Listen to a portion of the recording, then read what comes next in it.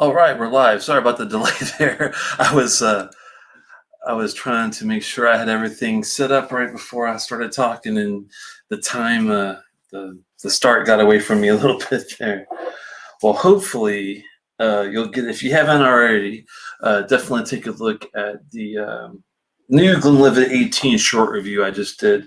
They changed their bottlings after 2019, I believe Mayish might have been the time that they reintroduced the line. And, sadly, I found out that this one is slightly different on the ABV, which made me a sad panda. Oh man, good to see you, Malt Muser. I'm going to give you an invite to come on the show here in a little bit. After I do just a couple of introductions here. How old was this bottle of Glenlivet? 18. Mine was 43%, and I bought it in 2019. Well, ironically, they changed the line in 2019, their malt. So fortunately for you, you got the old one and must have liked it a little bit more. I think I saw your on a comment on the side. I can't really see them or read them when I'm doing the short review, but I think you said something about you would have gave it like a 4 out of 5, and that's where I was on the old 18. I've had it before.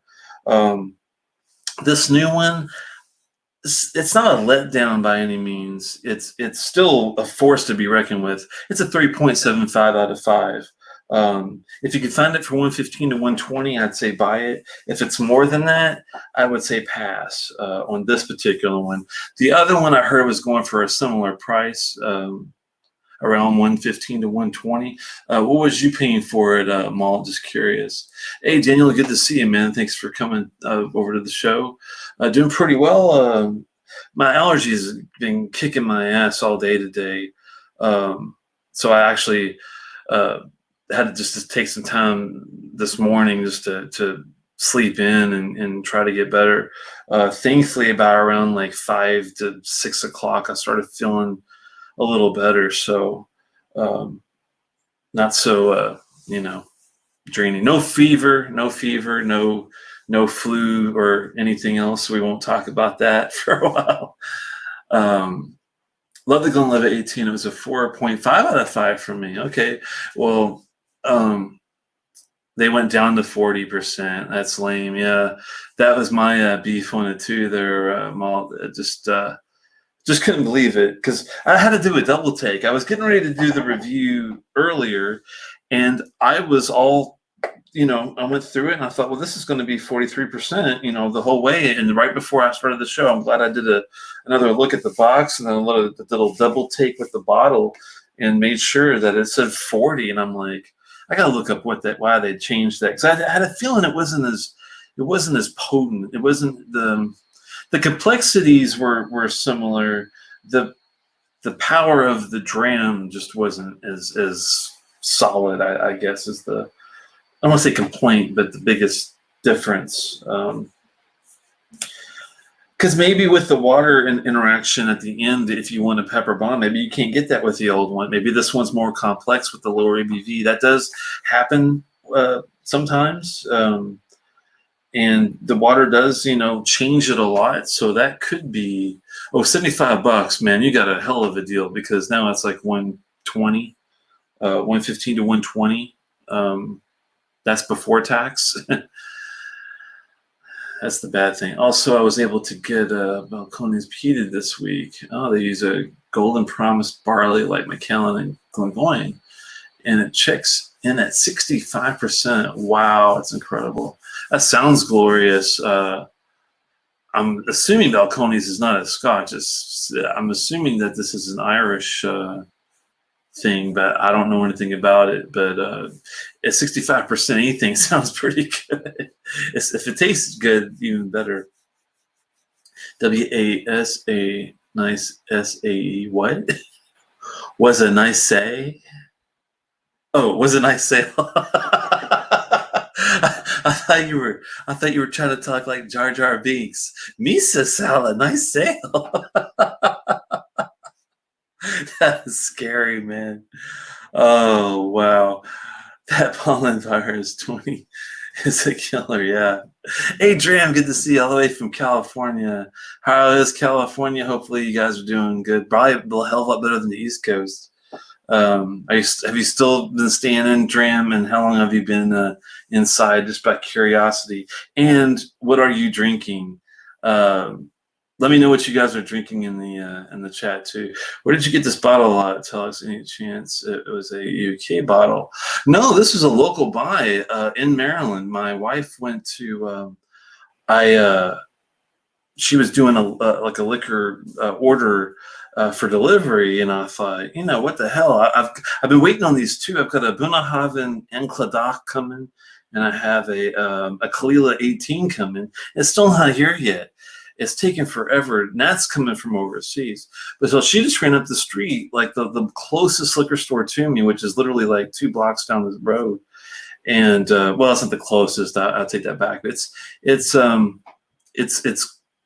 closer than some of the ones I go to, and they just had it there.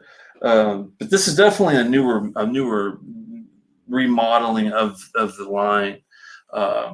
So it's definitely over here. I think you just got lucky enough to find an old one. Got no pepper on the 18. Yeah, and that's the thing to get. I mean, I got a little bit maybe on before the water, but the water really made a big difference on that. It was a bit of a pepper bomb, I have to say, which is kind of strange because you would think it would take that away, but it definitely adds to it. Oh, Balcones is Texas whiskey. Gotcha. Hey, Lost Cause, good to see you, man. Sure, disaster. Those ones were, yeah, that was pretty bad. Wasn't I say whenever we find a good bottle? Oh, okay. I didn't know about the wasn't I say. I have to try to remember that. Wasn't how do you remember that? Wasn't I say? Sounds like you're trying to speak Thai. Wasn't I say? Sawadee Cobb. Sorry, I didn't even get an early start. I had like 1 dram earlier. That's how sad this is already. Price on a good bottle and a price. I guess is what you're saying. Balakan 11 Oloroso, straight from the cask. Oh, that sounds beautiful. Is that an independent bottle, Lost Cause? If it is, who's the bottler? It sounds like it could be. Actually, a distillery deal because they do some nice Oloroso sherry straight from the casks. I had one back there. Unfortunately, it wasn't a year statement. It was their 4th batch of it, but it was damn good. We've been in quarantine for 4 or so weeks. Yeah, another 2.5 weeks to go. That's the plan anyway. Got you there, man. I've been inside since March the 9th, believe it or not. I was one of the first ones probably in Maryland to be like, this doesn't look good, guys. We got to stay put. And thank goodness I did when I did, because I usually take the transit in D.C., and D.C. is getting hit hard right now. So thank God I just closed my own transit off, and I can work from home. So I've been extremely damn lucky, and I really feel bad for anybody that's struggling out there and it's not able to, keep working. Hopefully everybody can think of it as putting the pause button on. And I mean, I know rent's the toughest thing, but hopefully since the landlord's not being charged anything extra as far as services and that whatnot, hopefully they'll, I don't know, even out somehow.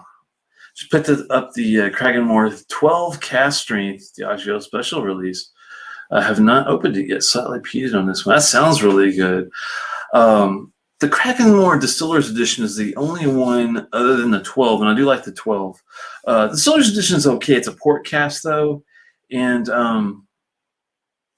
I thought it's a little bit above average. I thought it was pretty decent, but the 12 cast strength sounds really special indeed. I'll have to keep an eye on that.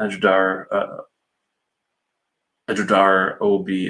I'm assuming official bottle. Yeah, distillery. Gotcha. Lost Cause, those Balakan bottles are awesome. Yeah, I had the same kind of thing. That was a number 4 batch in that same series before the age statements and definitely good. Well, ours was not a choice. No, I hear you. This up to, I guess, a couple weeks ago, it wasn't a choice, but at the time, March the 9th for me was a big choice because my wife thought I was crazy, and I was like, "Nah, you better. I think you might want to make sure you're ready for this one. This one's going to be a bigger deal." Um, Ajdar makes so many different single casks. Yeah, that's true. I've only seen the Olorosos readily available though. I'll have to see if I can get lucky, maybe find an off the wall cask maturation of some sort. I bet that is going to be tasty. Malt's right on that one. Some of the Diageo releases were not available in the U.S. A Talisker 15 cask strength is another one. Yeah, that I would love to get my hands on. That one is on. I've got to go ahead and start looking, I think, for that next. It's been a while since I've had a Talisker, and I do like that distillery a lot. Niche Point, it's 57 degrees north. Oh man, all the ones I've ever had are pretty good. Port Reed was a little iffy on the finish, but all of them are good, great nose and palate. Mm. That is a tasty one. Let me get malt in here while you guys chat away. Let's see here if I can remember. Oh, we do need the headset. I always forget the headset. Let's go out here and get the headset. Oh my. And pray when we plug it up, it doesn't break anything. So that's always my luck. Try that out. Hopefully you can still hear me. Please let me know if you can. Let's see.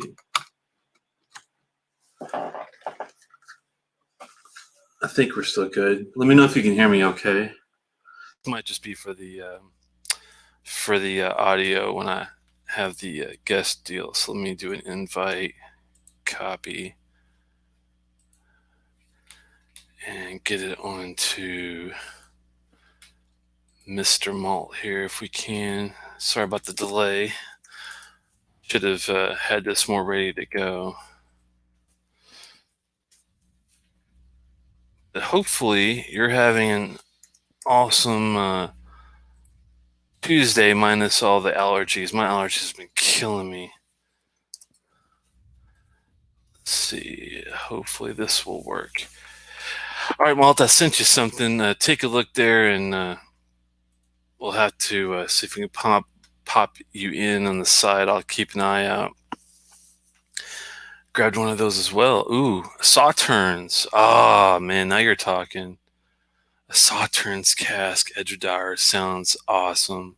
Because I do like a Sauternes cask. I know some people just don't get into them, but I really rather like the Kilchoman version. I thought that was pretty darn good, I have to say, comparatively to most that I've like the Glenfiddich. Trying to remember the Glenmorangie Nectar. That I believe is a Sauternes cask, things like that. But Belican 10 is all I can get in my area. It has to be ordered. Edgewater 10 is finally available in the area fairly regularly. That's about it. Well, you're really lucky, Daniel, because Edgewater is not one of those you usually see readily available anywhere. Here, I believe we do have a one Edgewater, one Belican, even at the specialty store. But outside of the good specialty store that's a half hour away from me, I never see it hardly anywhere. It's really sad. Thanks for the feedback there, Last Cause. What's everyone drinking? Going easy with a Compass Box Oak Cross. Ooh. Is that, I'm assuming there's a lot of oak in that. Is it like American and European like this guy? Or is it, what is that cask or the maturation consist of there, Daniel? I'm just curious. Porta Glengarry, 1998 wine cask matured. Ooh. Been a while since I had this one. As a good reminder. Okay, as good as you remember. That sounds good. Is that a independent or a distillery bottle there, Peter? I'm just curious. Glengarry. I do like the 12. I think I've had even a distiller's edition of that too, but I haven't had any older stuff. That would be nice. A wine cask mature would be interesting. Sauternes cask Scotch is like fine blue cheese. See, the weird thing is, I don't. The Sauternes, I get a really nice sweet taste out of it. I don't really get a lot of any funkiness. I guess some people get a lot of funkiness from it. I'm guessing. Hmm. Oh, there you are. Sorry about that, Mal. I get carried away. How Hey, you? how you doing, man? Sorry, I didn't surprise you, did I? No worries, man. This is becoming a weekly tradition. I think I've been on with you the last couple of weeks, man. Good to see you. Yeah, you too. Uh, Hey, people like it, and I have a good time, and it's always easier to just bounce, whoa, ideas and stuff off people. yeah, for sure, buddy, for sure. Happy to join you once again for a dram here in this COVID-19 world that we're living in. Yeah, it's nuts. I can't wait It till it's sure all is, over. man. Yeah, one of these days, right? I hope. The testing is the big, big, big, big, big thing. We got to get a shitload of testing. That's all I can say. Yeah, that's real. But Man, so I saw that you were doing this Glenlivet 18, and I got super excited because the Glenlivet 18 last year on my channel, I was doing an 18-year-old Scotch every month, and man, I think I gave this one a 4.5 out of 5. I got a great deal on it. It was like 75, $80.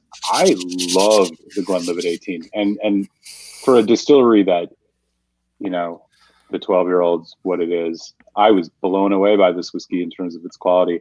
But what you were saying, if I'm not mistaken, in your short review just earlier, is that they've switched it to 40%. yeah, sadly, man. This This is awful news. yeah, this is the new looking box, as you could probably So see. this is the one that I have. I just went and grabbed it. Yeah, This is what you've seen in the past, and that's what they have now. and this is the And they new dropped one. it to 40. Just, Oh, just so you know, I'm not BSing you. There you go, yeah. man. And that's not like a UK bottle, huh? I would have assumed that like Um, somehow. Fuck, that's awful news, man. I'm gonna pour a little bit of this, but geez, this is all I got left. Now I'm wondering if I got to go hunt down an old bottle. If I, you should. I definitely would, because I'm with you. When I reviewed I don't even think I ever got a chance to review the old one, but I do remember it being really well done, and definitely. oh man, it's like Thankfully, apple cider. thankfully the viscosity is still here. But let me see if I can find the. Yeah, Yeah, you mentioned. here's the ABV on the thing, and it's literally like it's literally a 750 milliliter bottle still. What a bummer. And the bottle doesn't even. No offense, doesn't even look as good. I mean, this is what the one. This I love the look of this bottle.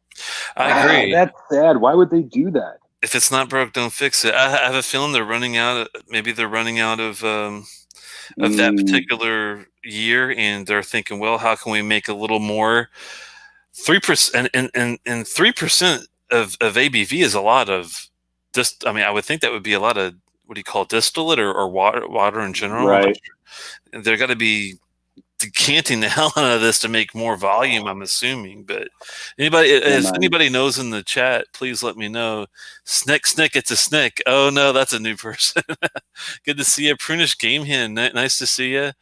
Oh, okay. These are some new folks I haven't seen in the channel before. Welcome. Oh man. The Let us know nose what on you're this drinking. Glenlivet. I'm curious if like the nose on this for me is it is like an apple orchard, man. Oh Just yeah, fantastic. And you said you were getting a little bit of a pepper note, or not even a little. You said you were getting quite a strong pepper note. only after water. You have to add a couple Interesting. drops. Yeah. No, I definitely get the apples and the apricots. A lot of ginger and like nutmeg. Yeah, I yeah, mean, for it's a, sure. it's a nice nose, and the palate's nice. It's just I just know that it'd be a little more. I mean, the viscosity is still nice, medium mouth coat, but I do get a little bit of that ginger. it Mm, just doesn't have the same.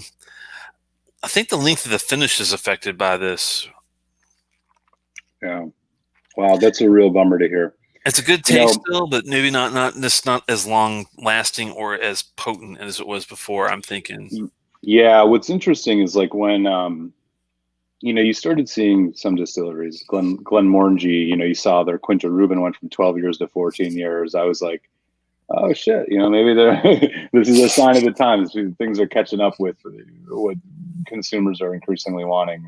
Older age statements, keeping up the ABV. Bummer to hear that they've taken this one back. This is a bottle I would buy again. I mean, well, I'm not so sure now, but do you know, maybe just out of curiosity, Telex, or maybe someone in the chat, I wonder if the Glenfiddich 18 is also dropping down to 40%, or has that one always been 40%? I think when I was doing some research, and please go ahead and take a look, but if I remember correctly, I think that the Glenmorangie and the Glenfiddich are always at 40, but The Glenmo is 43. I know oh, that is it for sure. 43? Oh, okay, good. Yeah, Well, at least that one's still not, and that one's only $100 usually. I've seen. yeah. That's a It's. great 18-year-old for the price too. I was gonna say So now it's funny because I used to think that Glenlivet 18 and Glenmorangie 18 were a little closer, a little maybe even the Glenlivet 18 maybe a little better, but now it's like shifted where the Glenmo 18 I think is a little bit of a step above. yeah, Glenfiddich 18 is 40%. So I wonder if that's why they laxed it a little bit. It's funny because they worded it where they were saying we're trying to appeal to the next generation whiskey drinker, and I'm thinking, does that really no, mean that we're going to no. lower our ABV? I don't think that's a good Well, idea. they're definitely not going to get any more money from me. I don't know. I mean, I'm sure it's still good whiskey, but that's a bummer. Well, I know It is still The good. I mean, I Glenfiddich wouldn't give it 18 was 3.75 if it wasn't like, at least yeah, well above average. It still is that. But is it that 4.25? That's where I'm kind of like, right. eh. Go ahead, man. Sorry. Yeah, I mean, I think I know the Glenfiddich had Oloroso and bourbon, and I think this one's bourbon French oak. I don't know. French oak is always so vague. I'm not exactly sure if that means sherry or not, but I think it does. Yeah, wow, that's a real bummer. Well, in any event, man, glad to join you. Enjoy a Glenlivet. I can hang out for maybe about 45 to an hour, so That's happy cool. to hang out for a little while and chat with everybody. That sounds good to me. Oh, it's Jason Voorhees. Okay, I do know that name, but I didn't know the new one. Who was the other one? Prunish Game Hen. That was the new one. Are you new to the channel, Prunish Game Hen, or? Game Hen. It's a good I, name. I didn't know if you. Not sure I get it, but okay. I thought maybe it was someone from your channel that came over too. Yeah, you know what? Actually, they might be a sub. I think I might have seen that name once before. Oh, okay. But this is interesting. Telex. Maybe an interesting prompt to chat a little bit about is 18-year-old whiskeys. Personally, for me, I have found that the 18-year-old is kind of like the spot that I like the most in most distilleries. I've had a good amount of 18s, and what I often find is, first of all, the price, right? You can get a good 18-year-old, for some distilleries, it's still in that like 110, 130 range. Obviously, exceptions. Springbank is like $180. Glendronach Allardyce is like 180, 90 now. There are some that are clearly like much more expensive. Well, Dalmore, right? Yeah, Aberlour, whatever. But like, there's a lot of them in particular that I think, I think back to some of the whiskeys I reviewed last year. One of my top fives. So I basically did a bunch of 18s, and I did my top five at the end of the year. The one that made it to that list was the Bunnahabhain 18, which I absolutely loved. I would hate to see them drop to 40%. Hopefully we won't see that. But there's no way in hell I would let them do it. Yeah, I really enjoyed that. And honestly, like, this one was the biggest surprise. I think this one, Glenlivet, I admittedly haven't had a ton of their stuff, but it's never been a distillery that was of like a lot of interest. But this is a great pour, and sad to see it drop to 40%. But I'd be curious, from your own time and your journey, like, going through age statements, have you found, to some extent, an average of kind of like, of a lot of the distilleries you've tried, what age seems to be like across distilleries kind of the place that you find your sweet spot? Yeah, I mean, you kind of nailed it on the head. I'm kind of got to that same situation where I'm thinking I'm gonna try to collect a bottle from every distillery myself. I've already tasted all of them from every distillery, but now I'm thinking, well, I like to have like a little something. And when I was starting my collection, I did go crazy with the Islas and the Campbelltowns, as you can already Yeah. see. But I do have a lot on the other side that you don't see. Like I have a Glenfiddich 19 Age of Discovery, which I thought was a pretty good representation from what they do. Uh, the old version of this would have been ideal, and I might even have to get an old bottle of this. But yeah, I mean, you're right. The Bunnahabhain 18, the Highland Park 18 is one of the best whiskeys ever released. Period. Highland Park 18, yeah. And you were exactly right about the value. Yeah, I mean, I could really save for a long time and buy a Highland Park 25, but cost ratio relevance, this just doesn't make any sense. 18s are like kind of like the Glengoyne 18. Yeah, I could, the 21 I'm sure is a step above, but for the value from and the collecting across the board, I try to get it close to the 18 year as I possibly can. And the only hard ones are going to be like Dalmore, Macallan, some of the really ultra pricey ones. Yeah, I've never had a Macallan 18 strictly because of the price. But and to kind of build on what you were just saying, Telex, I encountered this. So week and a half ago, I did a live stream with Mike from Mike's Whiskey Reviews, and we did a little like Lafroig Fest type thing. And so we drank the 25, we drank the 18, we drank the 15, and a couple others. And what I love the 25. I mean, the 25 was fantastic, but here's the difference, right? The Lafroig 25 comes in at, unless you find it on sale, $450, $400. Even the discontinued 18. Some of them are at 775. I've seen really is like 160, $170. It's like still 50% less. And then the 18 for me is like just perfect, right? And what I notice is when it comes to the 18-year-old whiskeys, especially the things on Isla, the peated whiskeys, the 18-year-old kind of seems to be the perfect equilibrium, because after 18 years, the peat smoke is much more second fiddle to like, I personally just love a nice aggressive peated Scotch. And so 18 is like that perfect combination of complexity, punchy smoke. The Lafroig 25, I think, is like really, really great pour. Does have some of that smoke, but it's more about complexity, and that's what you're paying for. And it's a good whiskey, but man, the 18, it's like perfect. The sweet spot. Still got a bit more punchiness. Yeah. That's why I wish the Ardbeg 17 was readily available. That's the one of the very. I haven't got a chance to taste that one. I've had the 20 something. I've had the 19. And all these other ones that are, various years, even though they're NESs, a lot of the juices ranges from 12 to 15 years. But the 17 was supposedly like a prized thing back in the 90s. I don't know if they've released one since then, like a 17 or 18 year. But that would be awesome. Yeah, that would be awesome if they re-released the 17. Yeah. For a very good price. Right. Yeah. Right. Good luck with that, right?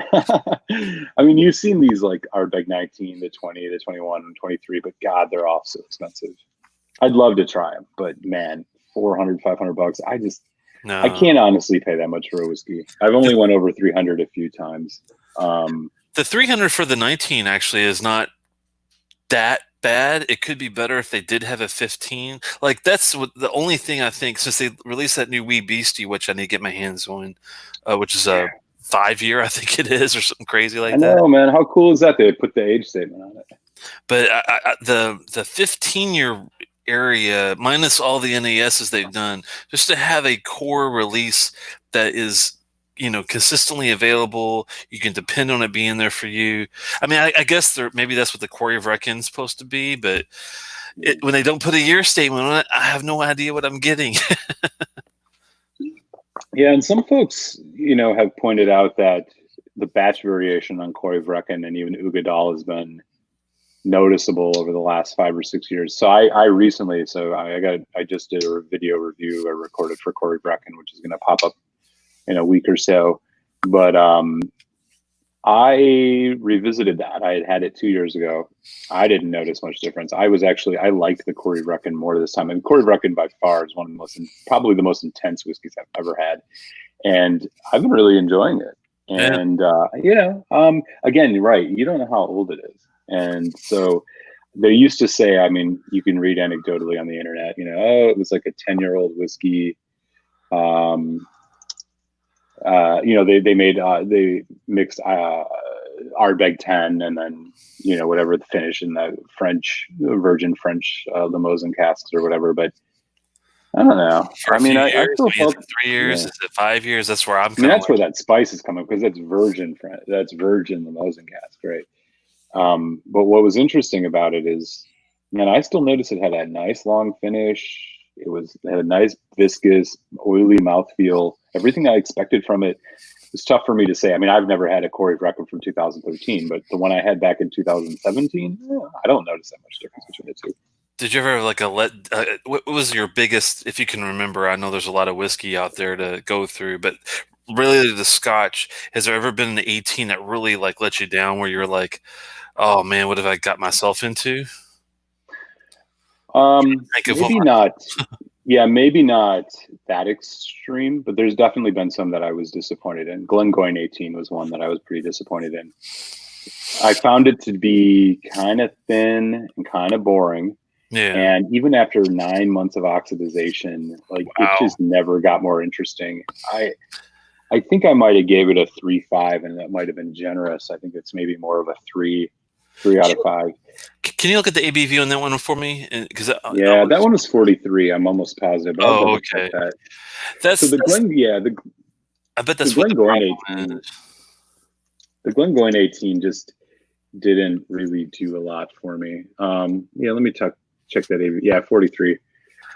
It just, I liked the 15 much more, to be honest with you. I thought the Glengoyne 15 was better. It was a more interesting whiskey. And again, I would love to see I'd love to see an 18-year-old bottle at 46. Unfortunately, so many are at 43. I mean, the Glenmorangie 18, which I really like, is at 43. I love that one. But yeah, when I think about disappointments, I guess I just have to factor in what my expectations were and what the cost was. Yeah. And yeah, Glengoyne 18 was probably the biggest disappointment. I like Highland Park 18, but I don't love it. I love, oh, really? I'm surprised you don't like that one. I do. I mean, I really like it, but did you have the old one before the Viking Honor and all that? No, I only had the Viking Honor. I wonder if the Viking Pride. It's called Viking Pride. Oh, sorry. Yeah. If you could find the one before, I'm just curious. Hopefully, someone out there will either send it to you. If I had some left, I'd send it to you, but I drank all mine pretty quick. Hopefully, someone could send you a little sample just to see if you think of it any differently. Because I tell you what, man, I haven't had the new one. My last one is this bottle behind my head up there. The old school with the red line black regular bottle. Yeah. If you can get your hands on that, I'd like to see what you think of it, to see if there's any difference. I know there's not really much difference between the new 12 and the old 12 versus the new one. I think has a little more matchstick to it. But I did a review comparison of the 12s, the old 12, new 12, and I did feel like the old 12 seemed a little bit more aged. The newer one was a little fresher, a little rougher on the edges, but it wasn't significant enough that I noticed a huge difference. But yeah, the 18, unfortunately, I've only had the Viking Honor version. Or I'm sorry, it's called Viking something, Viking Pride, I think. I don't remember. A lot of Vikings. Yeah, well, their marketing stuff is through the roof. Talking about the 18, like the one I had that was kind of, I mean, it's funny now, I know that oxidation really helps it out.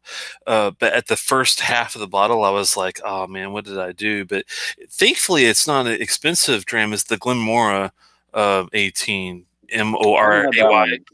It's this one back here on the very top shelf. Oh, I think gotcha. it's Yeah, I haven't had it. I've not had anything from them. And I see that like they're really reasonably priced stuff. They have a lot of interesting finishes. I've just never pulled the trigger on any of those. If you're going to start with one, I would go with the 15 that has the sherry. They do Mm. have an 18, but it's more of a straightforward bourbon cask. I'm not sure which one. I think you're more of a sherry guy, right? I'm Depend. equal opportunity. Okay. Well, if you were in the mood for a bourbon cask, then I would say go ahead and go for the 18. But I really like the 15 sherry for the price. And then yeah, if you are, but this 18, this one, the first like half was so, but the bottom half was outstanding. I was surprised at how much better the oxidation was. What you got there? Yeah. Oh, just pouring a little bit of the, I guess what I've just learned Ah, tonight. Now lucky old Glenlivet 18. you, lucky Um, bastard. yeah, I didn't realize I was lucky. I really love this pour, but I didn't realize I wouldn't be able to get it anymore. So I'm like freaking out now. I got to go find it. So Do you know another what's, 18 that like isn't blowing my mind that I just recently got is this one, which is the Johnny Walker 18. yeah. Um, good pour for the price, but I still think the 15 is better. And actually, to be honest with you, I've been stockpiling a lot of 15-year-old whiskeys.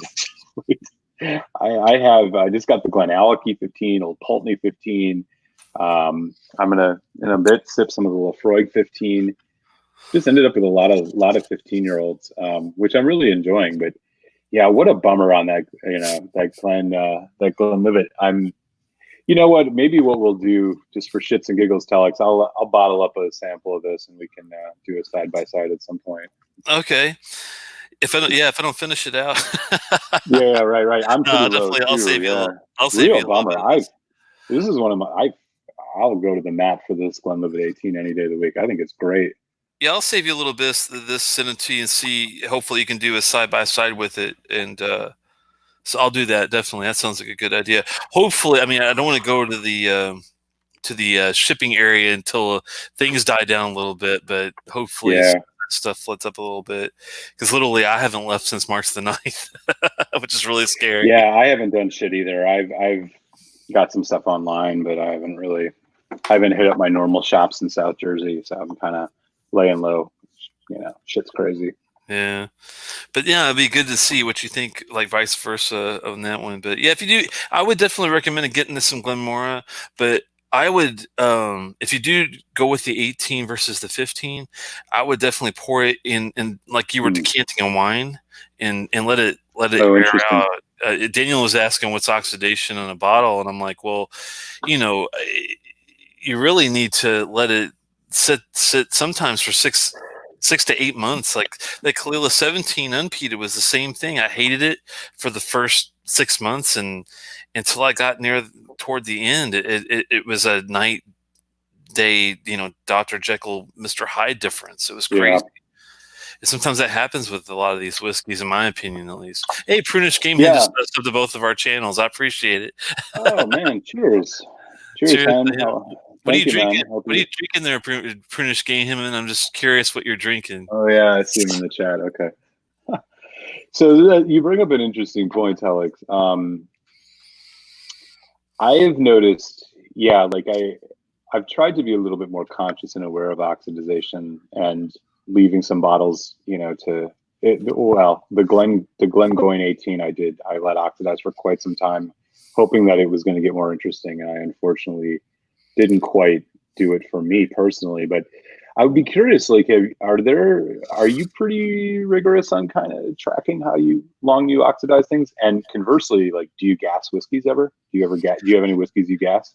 That's a good question. And talking about the ABV thing on the Glengoyne, I think that's the problem. Is like you can oxidation. I think does help with some whiskeys, and a lot of them for me are like more like either the port The cast older matured ones. ones, yeah, Oh yeah. or the port cast matured ones, like the Glendronach peated portwood was a prime example of 45 minutes minimum in a glass, no joke.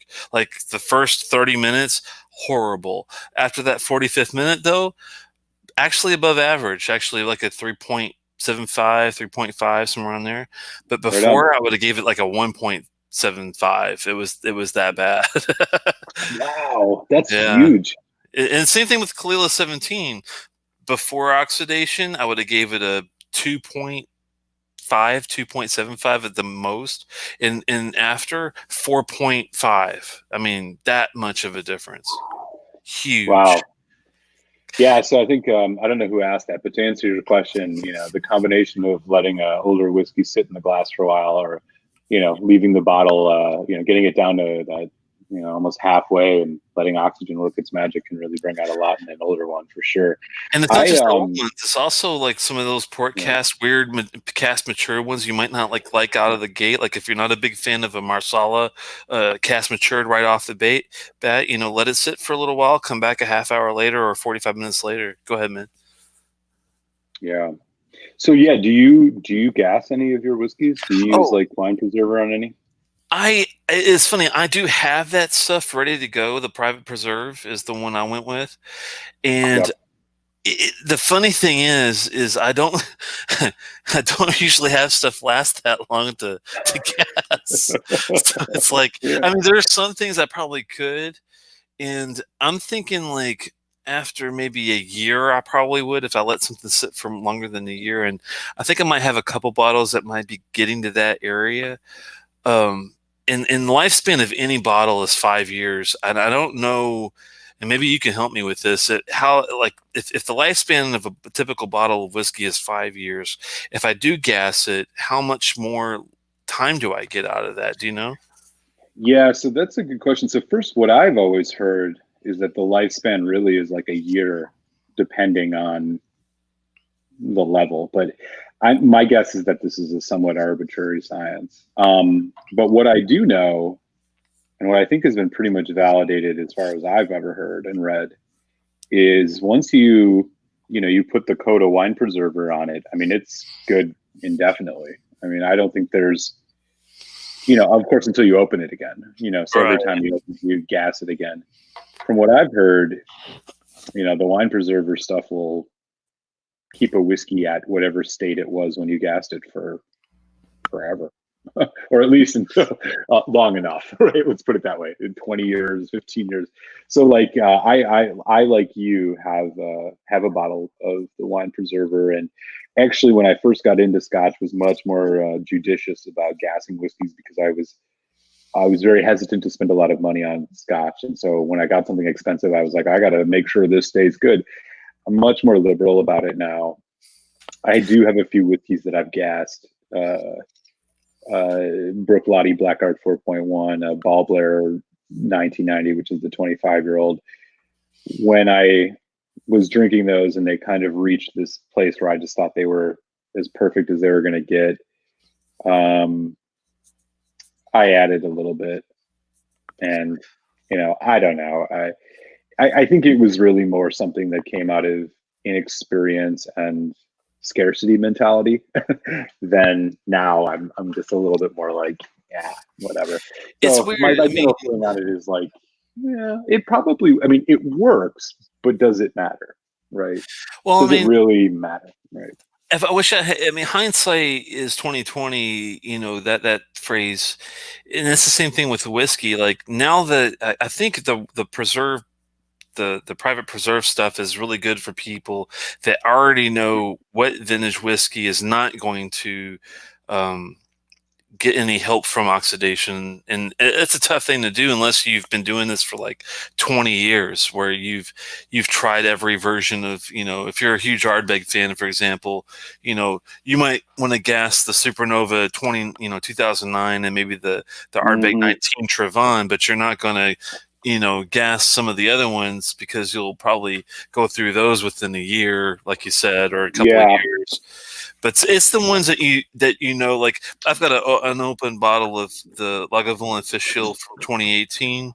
It's a Lagavulin 18 Fischl 2018. I Yeah. haven't Sure. opened it yet, and I thought, well, if I am going to open that, that's when I might want to gas, because Lagavulins don't need oxidation. I never had one where I thought, this is going to be better if I let it sit out for a while. But there are some of those types of whiskeys that if you already know that, it doesn't do well after oxidation, that's the one to pounce on. Yeah.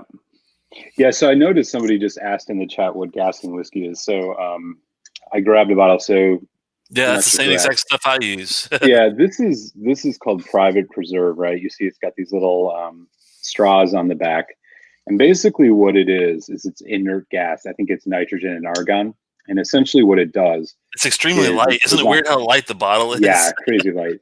It's designed for wine, and so if you have been a wine drinker, you know once you pop the cork on a wine, 2 or 3 days that shit can go flat. So the idea is you would spray a bit of this in a bottle. So for example, you would, I'll do it with this Glenlivet 18 here.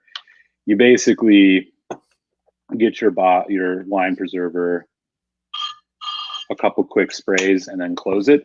And what it does is it effectively puts a blanket of this inert gas over the top of your whiskey. So the oxygen inside doesn't, open up the compounds and further, quote unquote, degrade it. So much like you would in a wine, it does the same thing for a whiskey.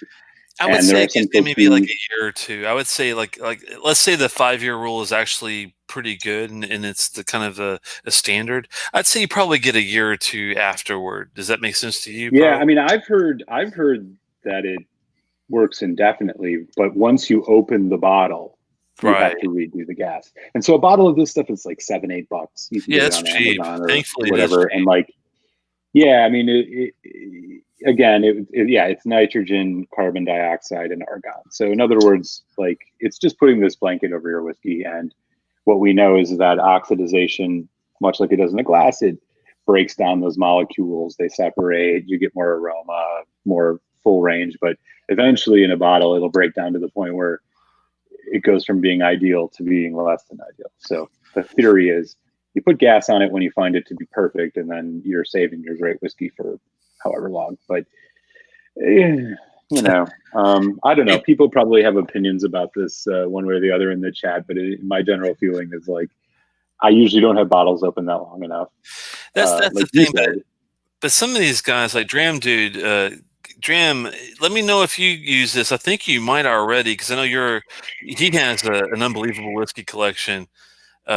He goes through bottles like crazy as far as opening ones.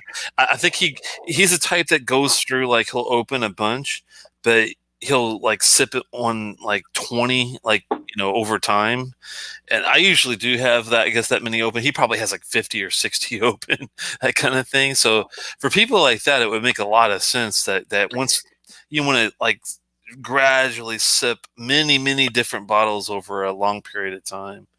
Yeah. So Steve Connor actually just chatted and says that he gases his bottles. And I noticed somebody, I think it was DH Silv mentioned, I don't know if you've ever checked out the channel of another guy that does whiskey videos called Liquor Hound, whose liquor collection is just, if you've never seen Liquor Hound's channel, just go onto his channel just to like watch one of his reviews.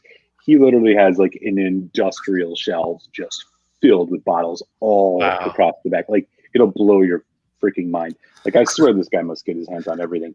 And I think DH Silv said something to the effect of that he gases his stuff too, which doesn't surprise me. That guy's he's one of the first whiskey channels I ever saw, so he's definitely worth checking out. But okay, just take a look at the back of his background. He's in his clearly in his basement, and you're just like, holy shit! I wish I could fit more back here. I just can't fit that many more back here. Unfortunately, I get rid of my music equipment. Crazy, man. I'm not getting rid of my bass amp. I'm sorry. Yeah, he's got some stuff, man. I'm gonna pour a little Lefroy. DHS is like 50 to 60. That's nothing. I've got like 100 open. That's crazy, man. Oh wow! Dram's got over 100 bottles open too. Do you guys use the gas? I know Stephen Connor. If he says he uses it, then I think that's a good deal because Stephen is one of those high caliber guys that has like just crazy amounts of high quality Scotch open at any given time. Dram uses so gas. This is one that I'm like, this is one I'll consider. So I just recently opened this. This is that 200th anniversary edition. Oh, you bastard! You're killing me. Oh, I'll sample. I'll get you a sample. I No, got a couple bottles of it. I've had some. It's okay. I don't want to do that to you. I've had it a couple times. I have a couple samples, but I never had my own bottle, and I would give anything to have. If You you're gotta get that tube up there, man, with the I'm gonna rest say of your tube. if you don't keep your tubes, please hold on to that one for me. Yeah, I don't. I don't. Well, I do Save my it for me, LaFroy tube, man. Save it. but I have a couple bottles of it. I'll send you one. We'll make it No like one of these days. way. Wow. Okay. This is I'll get you one, man. Don't worry about it. This A is bottle and a tube you is can all I ask for. Is a bottle and a tube. It's not my favorite Lafroig, but I've been enjoying it a little bit. So this is one where every time I open it and drink some, it's got a little bit of a different thing going. And so I think this might be one where I might try gassing it. But again, like, dude, just to be real, like, I'm not hyper scientific about this stuff. And so I would still just like gas to that do- one, man, because you're not going to see that one Yeah, again. I just like, I'm not gonna remember what it tasted like 3 months ago. Like, I just Hold on. I will never forget. And I've had it only a couple times. And it's been over a year since I've had it. But the one, the note that drives me crazy that I absolutely love on that one, it has some really awesome cherry cola notes that I absolutely adore, man. Cherry cola. Cherry cola, yeah. You know what I get off this more than anything that I never get on any other Lafroig is grapefruit. Oh, okay. Yeah, I'm not a grapefruit fan, but no, me either. yeah, if maybe try one. Have you tried it with just one drop of water, just one little drop? I'll do it right now. I think I have, but you can't ask me to remember what it tasted like. Do you get your eyedropper out and literally give it like just one little blip of water?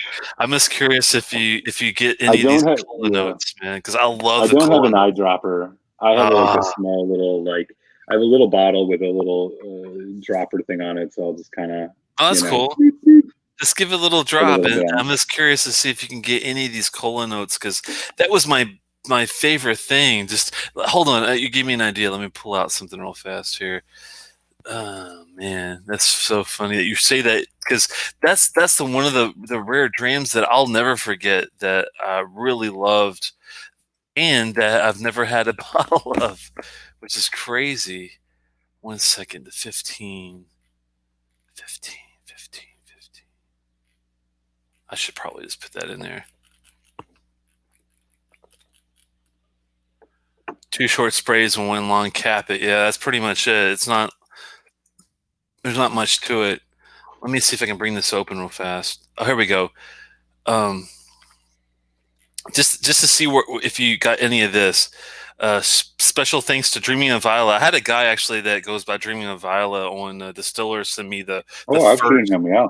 Yeah, like my first intro to an old Lafroig. I had to do a double take and say loud, what with this dram. This one makes me want to play Connection by Alaska, which is Elastica, which is an old song. I theme a song to a dram. You probably saw my profiles on there. Anyway, to the nose. Yeah. I hate the way grapefruit tastes, but the fragrance is really nice. I actually like the grapefruit I got off the nose. It's just kind of weird. Totally. I smell the slightly salty pepper whiff of honey in there as well. The floral scent balances well with the fruit and faint peat. Thankfully, this does not have grapefruit on the palate for me, but it's a nice plump, juicy strawberry mixed with raspberries. More peppery pops of goodness along with a slight mature peat smoke on the back end. The slight charcoal touch makes me want to call this offering Jeeves. It's cool enough without being over pretentious. My only complaint is that the finish is not long enough. Don't get me wrong, the Lagavulin 16 is damn nice, but this is now rare, and that somehow gives it a little more mystique. I wish that I could, find that one all the time, and I really like that one a lot. I mean, that's some poetic reviewing you got right there, my friend. I agree with most of what you got there. I get much more grapefruit on the nose than I do on the palate, but I get grapefruit on the finish. And what it reminds me of, it's that slightly tangy sourness, right? And that's the thing that I don't love about, I don't love grapefruit in general, but this is also something that I run into with IPA beers, where some IPAs, depending on if they have Cascade hops, I don't mess with it because I get a lot of grapefruit off that. If they have like Mosaic hops, I'm a little bit more of a fan. even citra hops, which you would think maybe are grapefruity, but they're not. And so, like, yeah, the grapefruit thing is a big thing for me. But this is the only Lafroig I ever get a grapefruity note off of. Wow. And Did you it's not more on the get- nose, but it's also on the finish. Did you ever have the Madeira cask, the Kyrgyz Yeah. one? Did you like that one a Yeah. lot? That was one of my least. That's probably my least favorite. Did you of get the any Kyrgyz grapefruit one off I've that had. one? Or maybe not God, remember. I'd have to think back. That might have been the I reason didn't why do you a didn't review like of it. it, but That might I have been found the it reason to be why you didn't very like that one. Yeah. ashy. It was very tannic. It was very tannic finish. It was very kind of ashy. It was just not one of my favorites. Huh. That's weird because I That's like that one a lot, but it did have a little bit of grapefruit on it to me, which I normally yeah, I don't like. But I think the only reason why I like the Madeira cask in the 15 versus U1 is because the sweetness was so sweet that for me it like balanced it out somehow. I guess I don't know. Maybe the grapefruit is such a distracting tone for you. Maybe you're kind of like, I don't care what's with this grapefruit, it's not happening for me. Yeah. Well, that's interesting. I mean, I think back. There's not many single malts that I've got that grapefruit note off of. I just finished my reviews, which I was going to post Friday, of the Glenfiddich IPA cask. Oh yeah, which I enjoyed, and I didn't get the grapefruit note off that, but I was expecting it. But I can't recall a lot of them that I've gotten grapefruit off of. But the other thing, Telex, just to be real, like I had the Madeira cask 2.5 years ago. It's like I don't know what I would think now. Maybe I would like it more now. I have full bottles of the Kyrgyz 14, 2015, 16, 17. I have full bottles of all of them going back to 2014. I've drank a bottle of all of them, and I'll probably drink the other one soon. I think the one that I liked the most was the 2017, which was the quarter cask strength, followed closely by the 2015, which was like the 200th anniversary Kyrgyz. I love that one too. That one's got a great and then barley. The Fino was my third favorite for sure. Well, the Montelato and the Fino are like right there. But yeah, the grapefruit thing is just, that's what I get off this 15. And I think it's the one part. I agree with you also what you said about the kind of short finish. The finish is not very long. This is 43% ABV, I think. Let me double check. That makes sense. Maybe there. Yeah, 43. Yeah, it's a little shorter than I'd want. And what you're left with isn't all that interesting. It's just kind of a really sweet vanilla, and then like slightly kind of like slight toffee, and then I don't know, strawberry, kind of bright red fruit. I wish there was a little bit more happening, but I still really like it. Yeah, I think the thing that got me to like it a lot was the fact that it was one of the rare ones that even with the grapefruit, I was able to somehow, I'm not sure if I got just lucky, but the cola thing just really threw me for a loop. But it might have just been the combination of what I had to eat that day. You never know with some of this stuff, unless you've tasted it over time, like got to taste it like 20 times in different, areas. But yeah. What was I going to say? So there's another whiskey which I've been sipping on that I think I'm about ready to review. But again, it's bourbon, so I know you're not as much of a bourbon fan, but there are bourbons, I think much more so with bourbon than scotches, when I get that root beer cherry cola kind of cola note. So I'm sipping on a bottle of this stuff called New Riff Bottled in Bond, which I get a heavy cola note on and love it. Oh wow! It's like a root beer cherry cola thing. It's called New Riff, but it's called New Riff. They're a relatively new distillery out of Kentucky. They're making really good bourbon. And I think it flies under the radar a little bit. They have a single barrel that's really good. I'm doing their Bottled in Bond right now, 50% ABV, fantastic stuff. If you're interested in bourbon and trying any bourbons, check out New Riff. Yeah, the New Riff Bottled in Bond, not very expensive, great stuff. I think it's like 4 to 5 years old. That one's rated really high, from what I'm seeing. 50% ABV. Even though it's in the it's Bottled in Bond, which is just what you gotta love. Mash bill. I'm really enjoying it. Another one that I get that bourbon note off of, that cola note off of, which you might like, Old Forester's 1910 Old Fine whiskey, about 50, 60 bucks. Great bourbon.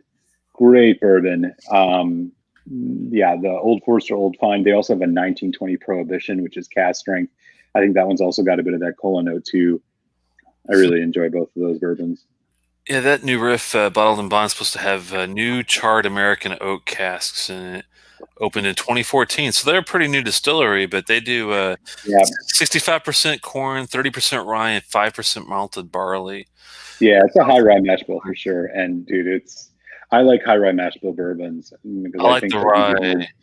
You get more dynamism and complexity, I think, with ryes as you do. Like, I'm not a big fan of the wheated stuff because it's good, it's sweet, but it's kind of a one note. Yeah, the wheated and corn. The rye you get. Yeah. The rye I just get more out of personally, and so I really love like Four Roses. Does a lot of barrel proof select bottles with like some of their high rye mash bills that are just freaking awesome. Is this new riff stuff easy to find, or is it one of those that's tough? Yeah, I don't think it's too hard to find. I mean, it's not as easy to find as Wild Turkey 101, but it's not exclusive either. You could probably find a bottle of it. It's not super high. I mean, they have a barrel proof, which is really hard to find, just because the bourbon heads and the bourbon craze are buying it up left and right. But the Bottled and Bond, yeah, man. I mean, Bottled and Bond whiskey in general is just like. Oh, the one that you had, was it the rye version or the bourbon version of the Bottled and Bond, or do you know? The bourbon. Gotcha. Yeah, I think I would like it, but I think I would probably like the rye version maybe even more because it's got the new toasted and charred American oak, still at 50% ABV. Yeah, this is the one that I have. This is the Bottled and Bond. I think if I get it's a high rye mash bill. It's it's 30% rye mash bill, so it's aged at least 4 years. High rye mash bills are good in bourbon. But since they have an option of 95% rye and 5% malted rye, I think I might even go for that. Oh, yeah, the rye heavy. Yeah, give it a try. I don't know if you're going to get that same note off of it that you do off the bourbon, but again, this isn't that expensive either, Telex. I bet you can get, bottle of this, I don't know, for 25, 30 bucks maybe. Oh, that's all. Wow. Good. That's crazy. Probably not too much more. Maybe a little bit more just because it's quote unquote, craft or whatever, but good bourbon, man. I'm going to be reviewing it. It's actually going to be something. I'll probably have it up in a couple weeks. I really enjoy it. Is the single barrel proof one the one that you thought was pretty rare to find? Oh, yeah, the barrel proof one is hard to get your hands on. Okay, that's good to keep an eye on that one because these. I'll do a quick scan of Wine Searcher on the new riff Bottled and Bond. They've got a lot of options out there, like a sour mash version, and 35, 40 bucks. So a little bit more than I said, but 35, 40 bucks. But it's cool. You won't find it. I wouldn't pay more than 45 for it, but it's everything I'm seeing on Wine Searchers in that 35 to 40 range. So a little bit more than what you pay for your average bourbon, but again, 50% ABV. Good stuff. Yeah. That's the beautiful thing about it, and the cola note. If it's got that, I'm definitely sold. Yeah, big time. That one, and then like I was saying that Old Forester 1910 Old Fine, which is one of my favorite sipping bourbons. That one's got that cola note too. Wow. Wish I could find that Colonel E.H. Taylor Bottled and Bond I had that 4 grain before. Oh man, I'd love to get my hands on that again. You had the 4 grain? I was lucky enough to someone send that to me as a sample, and even though I wasn't even a big bourbon fan, and he's like, "Oh, just try this one." I'm like, "I'm sold, man. That thing was awesome. It was a 4 grain deal." Dude, man, I've had a couple bottles of the E.H. Taylor barrel proof, but dude, the secondary market on that is insane. You know how much a bottle of that barrel proof E.H. Taylor in any bourbon secondary groups is like $240, $250 right now. You could sell a bottle of that for almost $270. Insane. Last year it was like you could get it for $170. Like the price, it's incredible how much people will pay for that.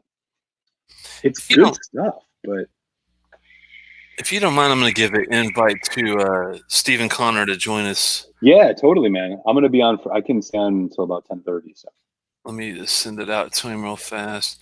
There you go, Steven. I sent you a little thing. When I see you pop up, I'll try to keep an eye out on the bottom here and give you an intro there. Chad Adams, good to see you, man. Anybody we've missed, I'm sorry. It's been pretty crazy busy in a good way. We've been going back and forth and probably missed a boatload of comments, but we'll definitely take a look after the fact and comment, in the channel afterward. But yeah, it's funny how so I do need to get more back into the roots of trying out some things from back home. It's funny because I grew up in Bardstown. Like, right, you're a Kentucky boy. it's weird. So to me, it's like You're when like the, I like, grew up in Milwaukee, so you're like the guy who lived in Milwaukee but was a Bears fan, not a Packers fan, right?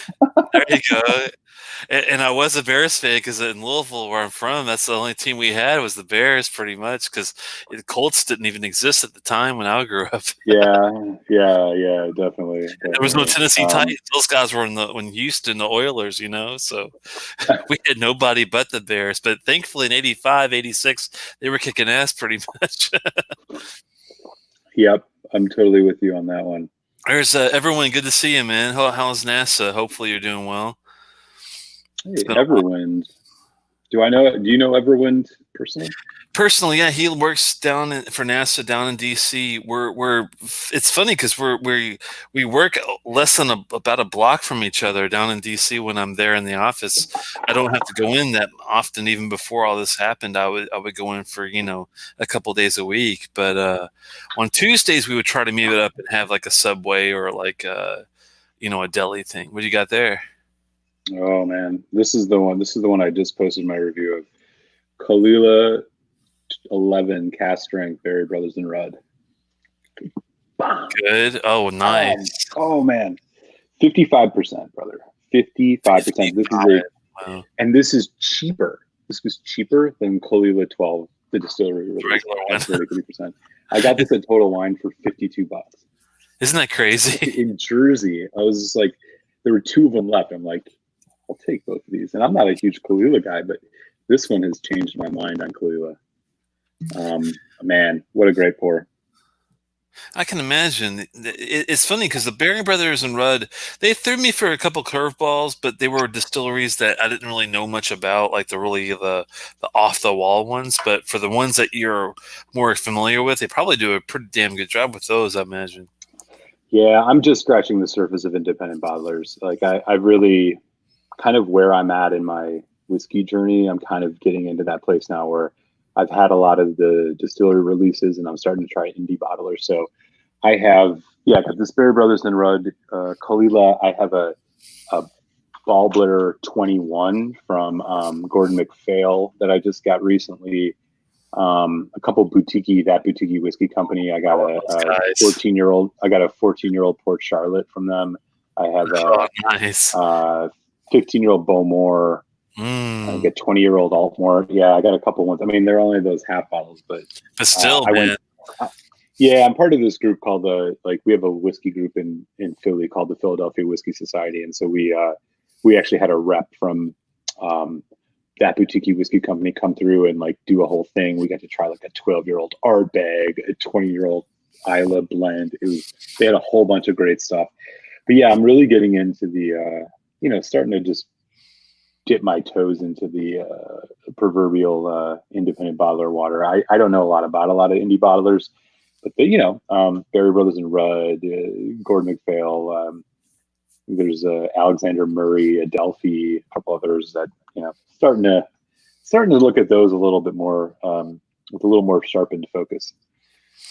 No, don't blame me. Yeah, those are the ones that with the good distilleries I've had really good experiences with, and there was one I'm trying to remember. I think it was Alexander Murray was an okay one with. I'm trying to remember which there's a Glen Keith I had that was really good. It was like a 22, 21 year, but it was still well priced and still a good representation. Oh my! But sometimes some of these distilleries, like there's been like, have you heard of I can't even say it. Strathlesia. It's tough. It's a mouthful. It's like Strathlissa. I can't even say it, but That was one that was. It wasn't doing much for me. But the Glen Turret. Oh, yeah, I'm not familiar with that one. The Glen Turret was a really good one. That was where I got that Ben Nevis-y funkiness from. Was I think it was either Alexander Murray or I'm trying to remember. I think it might have been Gordon McPhail, like you said. It was probably that one. Yeah, the only thing about the Ball Blair, like, first of all, love Ball Blair.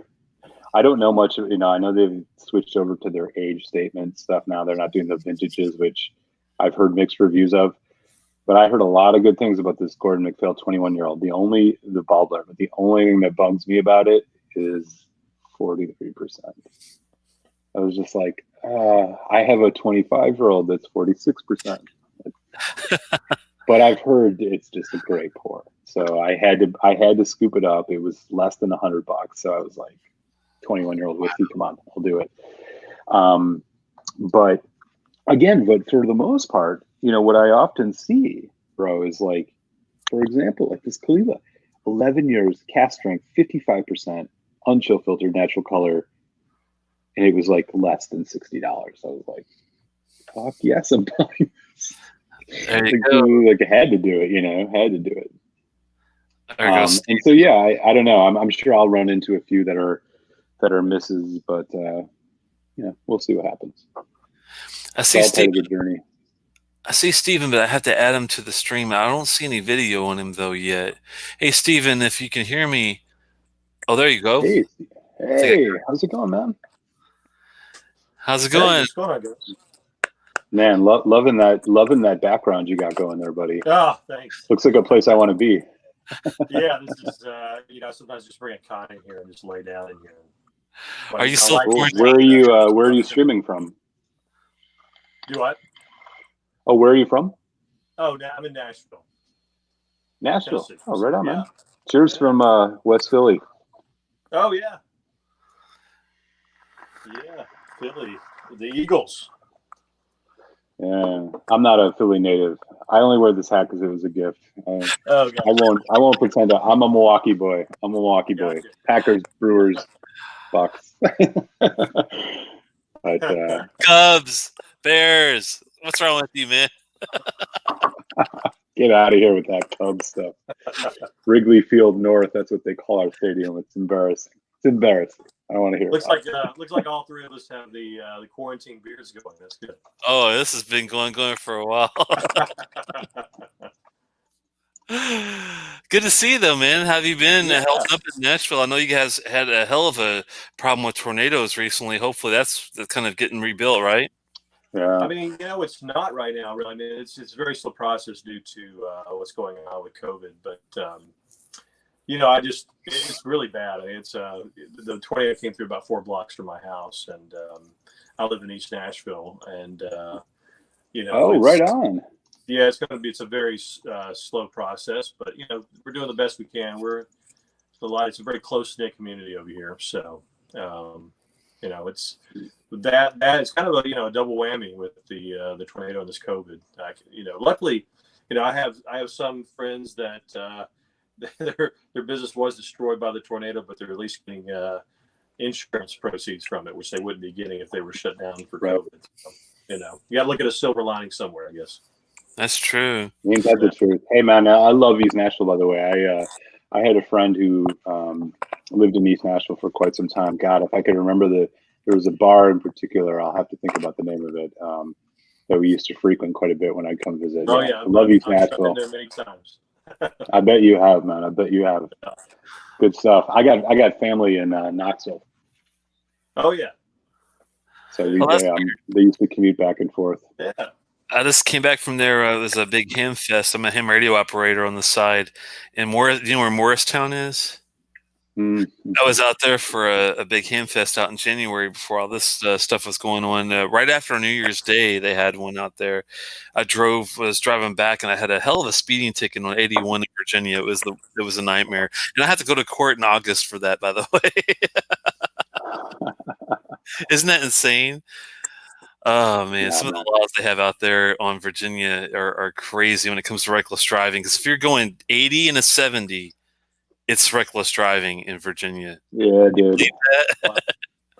Man, I got pinged once I was just heading over to Virginia to go pillage some ABC stores because they had some cheap bourbon. Say what you want about the government stores in Virginia. When they got something that comes out, if you get there at the right time, that shit is cheap, man. I got like 3 bottles of Elijah Craig Barrel Proof for like $55 a bottle, and this was in 2018. I was like, shit. You just go online, see which ones have it, and Telex. How Telex and I met. I was living in Washington D.C. for a couple of years, and you're the one who turned me on to the ABC store in Virginia that had the committee release of the Ardbeg Brews. So I recall heading out to that was out in like not Manassas, but it was out Vienna, west. yeah. Vienna. I went into that shop and sure shit, that dude had it behind there. I was like, give me a bottle of that, man. I think I might have called you that day. I was like, I got it. My first committee release. That was awesome. I'm trying to figure out what to drink here. I just had a. Steven has what I call choice-itis. Well, yeah, man, dude. I have been good problem to have, brother. Moving a bunch of bottles, trying to there's been some bottles that I've been wanting that I've moved a bunch of bottles to buy them. So I've got a few interesting new things. Telex. I mean, this is something I that's one of them. Oh my lord! Oh wow! That's the old personal sharing one. If I told you the deal I got on this, man, it was. I am not worthy. It was way below even auction prices, man. I couldn't pass it up. I had to sell a bunch of bourbon, but it was worth it, no doubt about it. I don't blame you there, man. The 30-year-old Freud's a killer. Yeah, I know. It's I've got that. I've got damn, dude. I have it's too much. I have a lot of different new things, but I'm able to. Good problems to have. Bourbon, a bunch of lower bottles to buy the nicer ones because I got too much already to drink anyway. So why not consolidate a little bit and buy nicer bottles? Kind of like a wooden box there on your left. What is that? It's a Glendronic. It's a Taiwanese special one that they. Oh wow! The Taiwanese, they love to do their own packaging, so they'll do special packaging. Just the Taiwanese Glendronic, whatever. Wow, man! Look at that presentation. Jesus, mother, my God! Amazing, man, amazing. But they do it great. The Taiwanese love their Scotch more than almost anybody but the French, really, in the world. So, they pick some great Glendronics, and so I searched those out. I can imagine that's unbelievable. It's open. A lot of these are open. These are the hand-filled ones, some hand-filled, and a lot of the good stuff. So I love Glendronach. So I just hey man, when this COVID-19 thing is over, I hope you're extending cordial invitations to Telex tonight to come hang out. You're in Nashville, seriously. We have big. I share this all the time. I love sharing. That's the only reason I have it, really, just to share and enjoy with. Most of my whiskey collection is sitting in bins in my basement. I mean, you got a nice display there, buddy. Well, this is in a walk-in closet. It's not the nicest, but one day when my little guy gets old enough, maybe he gets giving some. He's taking over half the house right now, so I'm trying to. Once he gets a little older, I can take over a little bit more and maybe do some kind of whiskey room or something. Yeah, for sure. It's what's in it. It's not what it looks like. Yeah, that's for sure. Unfortunately, gents, I got to jump off. But Telex, if you're on again if you're still on in like 30 minutes, I'll ping you and jump back on. I got to go handle some things. But if not, it's been really fun talking to you, Steve. Sorry for the abridged hangout, but if you're on in a little bit, maybe I'll catch you in a while. But sounds good. If not, take good care, y'all. I'll see you. I should be here, man. I'll see you. Well, it's good to see you, man. Yeah, good to see you. Good to see you. Are you still drinking the Glenlivet? Is that what you're doing? Yeah, it's funny because I was getting down near the end, and scarily, I started the show, I think, when it was up here. So I've already been hitting a little bit here. I'm going to save a little bit of this for Malt to do a comparison review, I think, with the old 18 that he's got, which I'm familiar with this new 18, which is not as good as the old one because the biggest difference is the 40 versus the 43% ABV. They dropped. Oh, so they went. I didn't know they went down to 40% ABV. Yeah, sadly. I just got this. That's sad. They made the change after 2019, unfortunately. And when I got it, my wife just went up to the store to get some stuff. Get a delivery order actually, and I was like, well, just throw me, this one I haven't reviewed, and I thought, well, I do like it, and let's try this one. And sadly, I didn't even realize right before I got on there, the ABV was dropped. So that's the sad thing. Yeah. Can you hear me fine? It seems like there's a bit of cutting in and out. I want to see if it's on my end or on yours or. I heard you typing. good? I heard the only thing I heard you do, I think, was typing, maybe. Oh no, I wasn't typing yet. So Oh, weird. it's Okay. connection a little bit. After my office, so it seems like the connection is a little bit wonky, but then we'll get through it. Yeah, that's fine. I think it's just weird. It's weird. It sounds like someone's typing on a computer or something. Yeah, I hear it. Yeah. That's okay. If it doesn't, if these guys don't mind, I don't mind. It doesn't throw me off or anything like that. Yeah. Steven is a bit off, but not bad. I think it's because of the maybe that on the encoding or whatever, the codec. I'm not sure what you call it. I think it's happening on my audio. Let me see something. I'm gonna try something 1 second. Okay.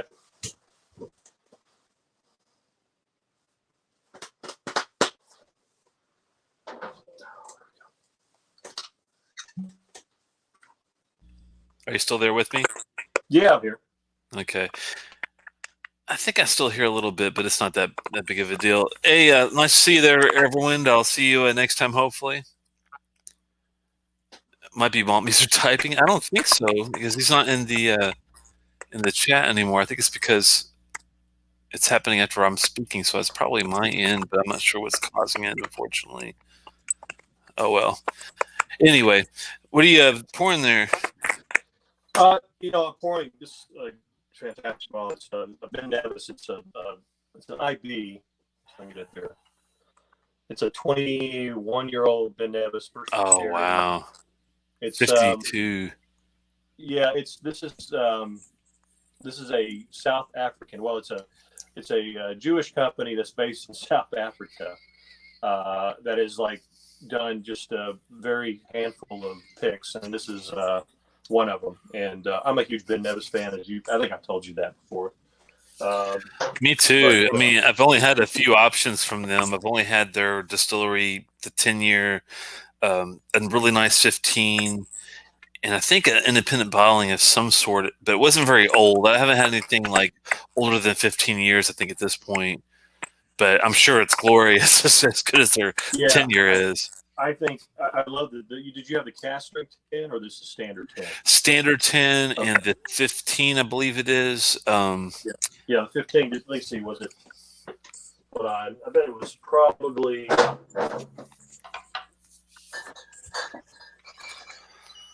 If I'm guessing ABV, probably 43 to 46%, but that's. Oh, wasn't this 15? Yeah, I think so. But the 98 year, I'm not sure if it had that on there, but I do remember. 56.1. This is 56.1. 56.1? Yeah. It was similar to that, but I don't think the ABV was that high on it. Okay. That sounds glorious, though. This is fantastic. I can imagine. That's that's definitely cast strength, I would say. It is. And the thing with Ben Nevis, I think it takes sherry really well. I mean, it does. It melds very well with the distillate. And it does. Probably my favorite. I mean, this is the one I'm drinking here is a first fill, but I think the second fill sherries and the third fills, man, it does a great job with them. You get a lot of distillery character with it, but it's because it's a pretty interesting dram. Some people don't like it because a lot of people, I don't know, they really have a lot of them. They would probably like it if they're true Scotch. I think so because it's a very interesting dram. It's not. I mean, maybe meaty is not the right word, but it's somewhat challenging. Maybe sometimes it can be, but it's got a lot going on. I feel like. So, isn't it the funny thing with Ben Nevis that you do get some sulfuric properties, but they're not off-putting tannins. They're not. It's not It's not overly funky to the point where you're kind of it's soured. You know what I mean? I'm not getting any sulfur at all with this one at all. And this is a first fill sherry. I think maybe wow. it might be the ones you've had. Yeah. I don't. There's not. I mean, sometimes you can, and it's there can be a little funk, but I don't know if it's sulfuric that I usually get. I like it. I mean, whatever. Yeah. Might not be the right term for it, but the sherry, the heavy sherry notes. Maybe that's what I'm calling sulfuric, I guess. But the intensity is. I actually like it. Yeah. Well, this one's just. Oh, this is so good. It's a beautiful color, and I'm sure that's natural too. Yeah, it is. It's. I mean, this is up there with almost any of my Glendronach casks. If you like the Glendronach single cask, it's up there with it. Very good. I just had my earlier dram was a Glenfarclas family cask, a 2002. I think it was 2002. Yeah, it's like a 15, 16-year-old family cask, first fill sherry. Wow, And, it's good, but this kicks its butt, I think. You've had the regular Glenfarclas 25, correct? I have. I don't. It didn't. Wow me or anything. It was fine. A lot of people I've noticed have said that, and I agree. It's just funny. The only thing that really makes it hard for me to really knock it too much is because the price is so low comparatively to other 25 years. Right. Yeah, it's a great deal for the price. I know. Is it going up? It's started going up a little bit, hasn't it? I mean, it used to be like 2 years ago. It was really, really cheap. I don't know. What are you paying there for it? Typically, I believe I'm double checking to make sure I'm not telling the wrong thing, but I think it's about $250.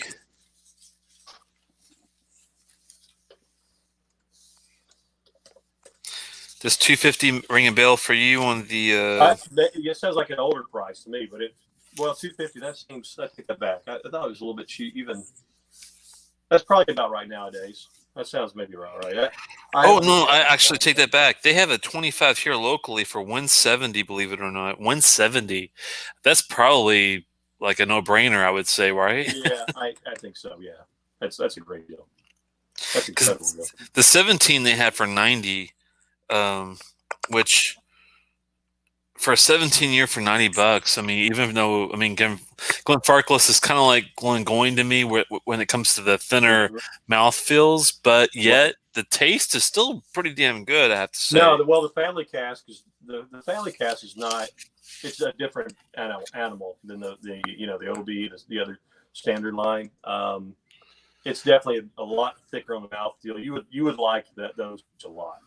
If you were going to start with it, I never had a family cask at all. I haven't even tasted one before. If you were going for your first one, what would you recommend as being a good entry level to that range?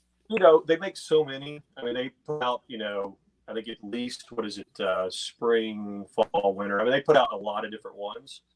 And the problem is there's a lot of like third fill, fourth fill, first fill, second. They're all over the board.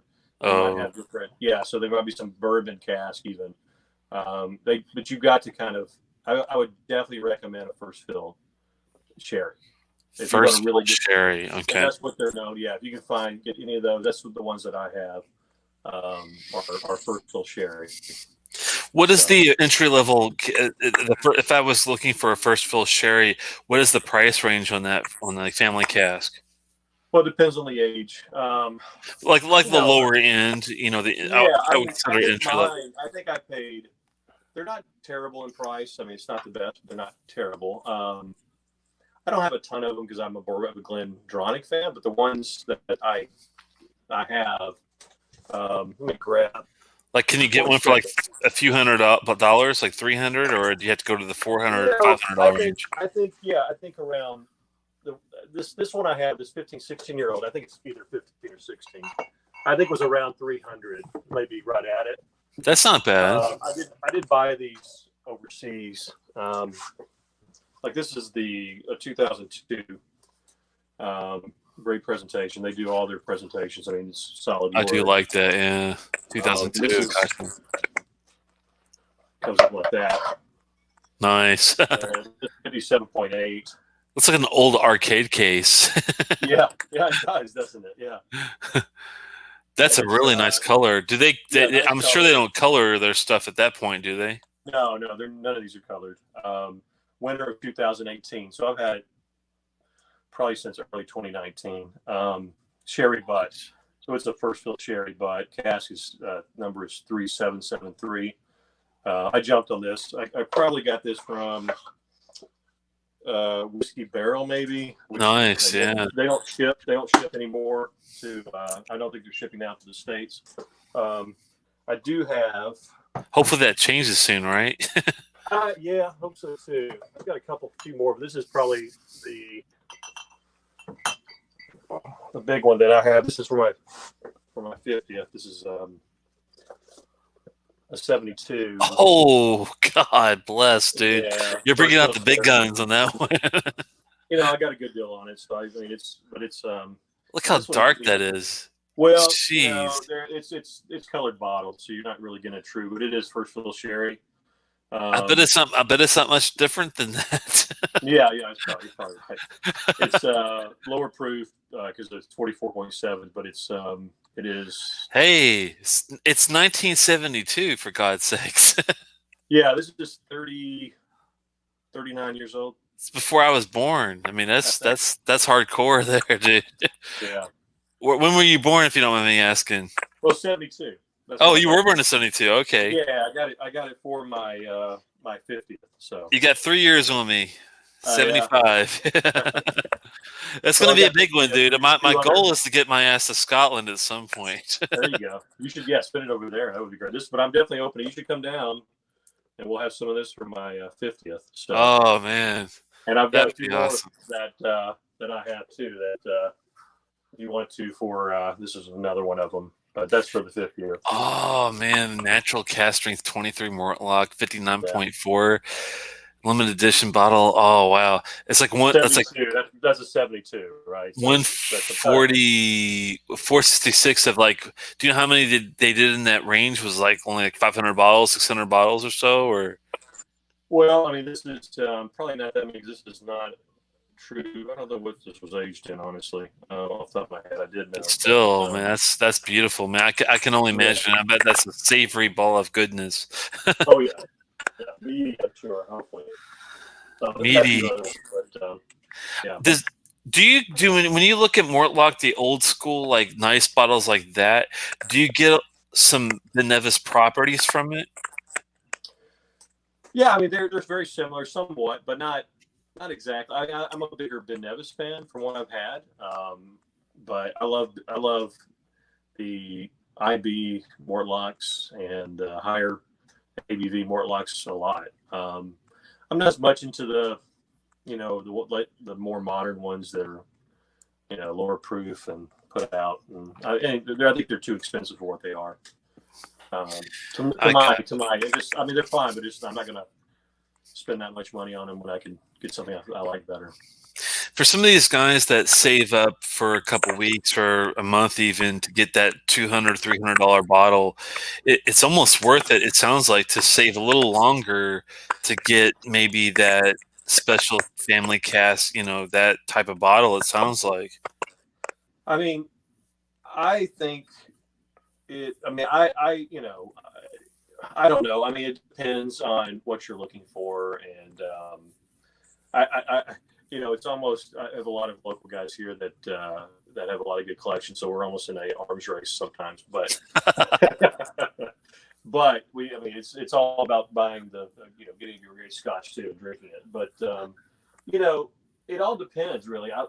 If I was someone with $200-$300, I would probably buy a great independent bottle of a great, one that has, I do my research, right? So if I get to taste it, that's great. But if I don't, then I'm reading a lot of good reviews, people I trust, and trying to find something that is, great. And you can find fantastic independent bottler. I mean, like Lefroy. I mean, that's something that I buy a lot. Well, that 30's great, right? That's official bottling, but I've got a lot of independent,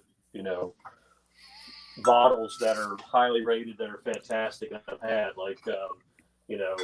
SNWS has done some great, bottlings. This one I've had over for a while. I love it. I've heard of that one. Thanks for all the medicine. Is that a Lefroy? It is a Lefroy. I've heard of that one. That's like a classic bottle. One like this, which is the 16-year-old. It's just highly rated. I've not had this, but it's very, very highly rated. And a lot of people I trust love it. So it's a refill sherry. I don't see how you guys find this stuff. It's insane. Here's my question to you. You're definitely what I would consider a connoisseur that knows like definitely old vintage statements and from various distilleries.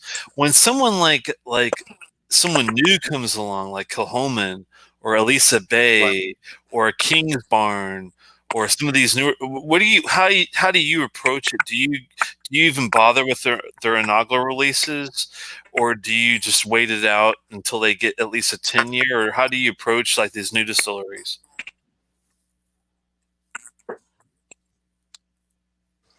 I heard about half of that. Sorry, I think I cut out. Sorry about that. I think everybody's on their internet right now. So you said something about the newer distilleries and something about what I would look at for in the new ones, or what would you? Well, I consider you like a definite connoisseur of like your old school stuff, like from Lafroig and Dalmore, that independent bottlings and Ben Nevis and whatnot, Mortlock, etc. You're definitely into the established stuff. How do you approach new distilleries? Like if someone releases something like from Elisa Bay or from King's Barn. Kilhoman is a new Isla distillery that's up and coming. Do you ever get anything from those guys, or how do you approach those guys? Yeah, Kilhoman I do. I'm an Isla freak. I love Isla and distilleries there. Kilhoman definitely. I don't get much from them, and I get some of their. If I'm looking for something, if I'm out at a bar, I'll drink some and try it. If I find some, or if a buddy has it, we'll try it. I've had plenty of tastings. But I also look for like their, some single cask or something unusual that they could put out that I can find, either through Europe or something, usually through Europe. I've got a good buddy that has a liquor store here, and he had a, the Macular Bay that he did. They helped to pick this, and they did that, which is good. Gotcha. Okay. Something to support them too. That's their pick.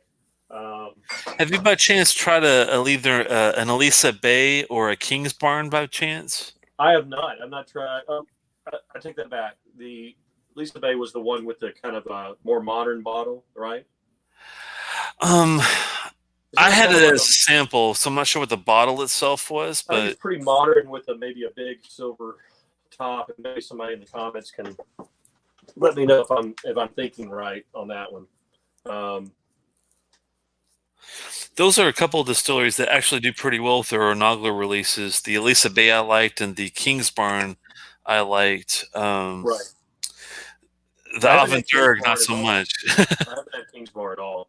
I think that's one thing that I'm lacking. I need to probably expand. I know what I like, and I've had a lot of different things, but from a buying standpoint, I do stick to certain distilleries more than definitely the Isla, the old school Isla distilleries, Springbank, Glendronach, trying to see what else that I have a lot of. Lagavulin, Bunnahabhain, Lafroig, Ben Nevis, some Valblair. I've got a decent amount of Valblair. Talisker, big Talisker fan, older Talisker. I'll try to reach out and see if I can get my hands on. I'd love to try some of these new ones, like the King's Barns is definitely worth a look as far as their inaugural release. The Elisa Bay, I would definitely get you on that one. The Aventuric, I would stay away from. It's horrible. It's the worst whiskey I think I've ever had. Okay. No joke. But I'd like to get you maybe on some of the newer ones too. Ardnahoe is a new Isla distillery that I would love to get hands on. Yeah, I've not had any of their stuff yet, but are they putting out? They're not putting out anything yet, right? Because they're less than 3 years old, I believe. So I think they're it's probably just because they're owned by is it Hunter Lang? Is that right? That's Hunter correct. Lang. Yeah, Douglas Lang, I think, or Hunter Lang. One of the Langs, definitely. Maybe Douglas Lang, one of the Langs. Yeah, but I think that they're still bottling all their independent stuff and selling a lot of it out there. And they're doing, I've had some of their the Fischl bottlings they did, which an Ardbeg I had when I was in Ireland, had one there. The Bowmore Hotel, one of the owners, the younger owner of the Bowmore Hotel, gave me a free dram of the I think it was Ardbeg. It was either 26-year-old or Oh wow. 25. Yeah, it was good. It was. I could tell right off. It was definitely like an old school Ardbeg that was not as modern, like very heavy peat. It was very more delicate on the peat side. It was very good, very good. But you could pick it out. I mean, I could from Ardbeg because I'm an Ardbeg fanboy. But that lemony note and that Ardbeg character was there. So, I'll definitely try to reach out and get some newer distilleries for you to give you an idea of what to expect with some of these, because it's not easy to get hands on the bottles. But I've had Daphne was another good one to keep your eye on. I've had Daphne. Yeah, I've got one here. The summer batch, right there. Yeah, that's the one. I thought that was pretty good. Did you like that one at all? I liked it. The issue is that it's not worth the price you're paying here in the States. I agree with that. That's the problem. 12-year-old, I think it's 12. Yeah, 12-year-old, 13, 12. Yeah, we're 12. So it's.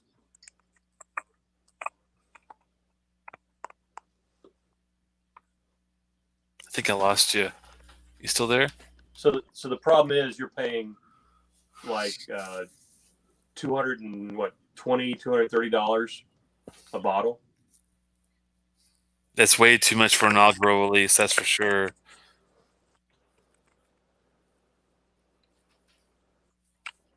Hey, Telex, am I back? Yeah, gotcha. Yeah, that's the problem with some of these inaugurals. That for us to get them, it's we got to pay like a crazy premium to get our hands on them. It's nuts. Well, I think he just dropped off. We'll see if he comes back. Sorry about that, guys. Yeah, like some of these inaugurals are really fun to get. The Daft Mill, the King's Barn, the Elisa Bays. Those are the good ones. The Avenderg, man, I gotta get my hands on there. I have a newer release. I think it's a 10-year. It's called like an X. I like to try it. I'll give them another chance if I get a chance to get my hands on that bottle. Hopefully, I can get a sample because I don't think I would throw out money for it because the inaugural I was not a fan of, but I would definitely give it a try. Their 10 years, so we'll see what happens with that. I'll keep an eye on Steven to see if he comes back or Malt. But either way, let me catch up on some comments here. Sorry about the delay on some of these in the size. Oh, DHS is going to join him. Okay, well, that sounds good to me. Let me see if I can get you a little bit of a. It's like the first. I don't think I've ever met DHS before. Let me see. Copy. Oh, but you're talking about like in the chat. Well, give me your email address so I can send it to you. I think Steven's back here. There we go. Hey, sorry about that. Good to see you, man. Yeah, I don't know, man. No, that's cool. Yeah, but we were talking about the Daft Mill. So I've got we were talking about this one, and I liked it, but it's not worth the price you're paying in the States, which is over $200 for it. Wasn't that the one you had to do in like an auction to get your hands on the inaugural release of it or something? No, this one's sold in the States. They sold this one in the States. They do some single casts now that go for outrageous amounts of money. And but you know what? It's it's fantastic. The character is very farmy. It's got a lot of character to it for being I guess it's a lowlands, but it's very good. I mean, it's like a 2-man operation. It's out of a farm, and they grow their own barley and everything. So. Oh wow! Okay. So it's you're paying for a lot when you're but it's just not to me worth the money. I probably wouldn't buy another one of these releases unless if it's sherried. Maybe I might think twice about it. But I just great. I like to see what they do as they get they get older. And they're, coming up with different things. I'd like to see, and I might still buy some more, but maybe not at these lower proof ones. Probably this is. That's not lower proof as in really low, but it's 46, so it's not cask. A lot of their single cask are cast strength, which I'd be more interested in. Yeah. That's one of those that I think my friend, generously Paul, he goes by. He's also on Dapper Drams on YouTube. He does some reviews here and there. I think he was the one that gave us the Daft Mill one. I think he had to do some sort of weird, like when they were new at the time, last couple of years, like some sort of auction to get like into the just get their hands on the initial cask and stuff. But Right. it was good. I remember that being like not Yeah, let down. no, Like they are good. You just, I think I paid maybe 209, 219, something like that. I got a pretty decent deal from around here for some stores, but it's still pretty expensive for a 12-year-old. what you drinking there, Christopher David? I'm just curious. Have you ever had an Evan Dirk before? No. That inaugural one was the one I always had a beef with. They have a new 10-year, and I was just saying when you were away, is that I would give it a try just to see if they've it's a night and day difference where it's come up a lot. But that first inaugural release was such a letdown that I'd be really hesitant to shell out any money for it. You know what I mean? Right. Where are they from? Well, like, what's the Avondure guys? Oh man, it's ABHAINN space DEARG, and it looks like I'm going Red River Distillery. Is another kind of a name. They're Isle of Lewis in the Outer Hebrides. I'm not sure how you pronounce that. In Western Distillery in Scotland. I'm trying to see what region they're in. They do a lot of ex-sherry cask stuff, ex-bourbon cask, white oak, American. But I can't remember if they're Highland or if there's something else. Give me 1 second. I can tell you. It was funny though that was the only initial inaugural release that I thought was absolutely just undrinkable. That's how bad it was. Oh wow, that doesn't happen very often for me, unless it's like the only other time it ever happened with me is when I had Gervon, which is a grain distillery. I'm not a big grain fan, so the whole Port Cambus, Cambridge, that kind of thing doesn't really do a whole lot for me. But so are you getting samples? Or are you buying bottles, or what do you get these lower these distilleries or that are kind of more the newer distilleries? How are you getting to taste those? The Avondurg is an island. Wow, that's like Talisker region. Oh, I was. No, I know where that is. Yeah, because we were on Sky last year a lot, but it was, I don't know if it was open or they just said they said there wasn't much to see down there at the distillery, so we didn't go down there to take a look at it. But Yeah, I mean they do a good job when it comes to like the no chill filtering, no coloring and stuff. But it was the taste that threw me off. The ABV was 46%, which you would think would be great, but it's just the profile. It was like sweaty gym socks kind of profile to me. I just didn't get it. But where did you taste it? How did you get it? Put your hands on the bottle? What happened was I had a group of friends that I met on Distiller when I was writing out like reviews and stuff, and there was four other guys actually that were willing to trade samples for different distilleries, and so I picked Springbank. They picked 4 or 5 other ones, and we would have rounds every month, and we would exchange salsa that way. And one of them toward the end was like the newer ones, like the Kings Barnes and the Avondurg and the Lisa Bay. Oh man, even some of the dead ones like Little Mill. I'm not sure if you've heard of Little Mill. Yeah, it's pretty good. And like Pittyvac. Which one? Pittyvac. I've had one Pittyvac is all I've had. It's pretty good though. It kind of reminded me of the one I had was kind of like a Ben Nevis kind of a thing. You know what? I've had probably 2 Pittyvacs. One I can't quite remember, but I remember that we had it at a tasting, and I think we're probably 5 or 6 in, and I don't remember it. maybe more. I've been 8 or 9 drams in, but yeah, I don't. But the one I do remember was pretty good. I mean, it's you know, if I don't remember a lot about it, then it's either wasn't bad, but it wasn't fantastic, right? So it didn't make me want to go out and buy a bottle, probably. So Let me tell you the one that I did have that reminded me of a Ben Nevis. It might have been just a 12-year-old. 1 second, let me take a quick look. Yeah, the basic flora and fauna 12-year-old, if you can get your hands on the Pityvac version, okay, is let me get my review.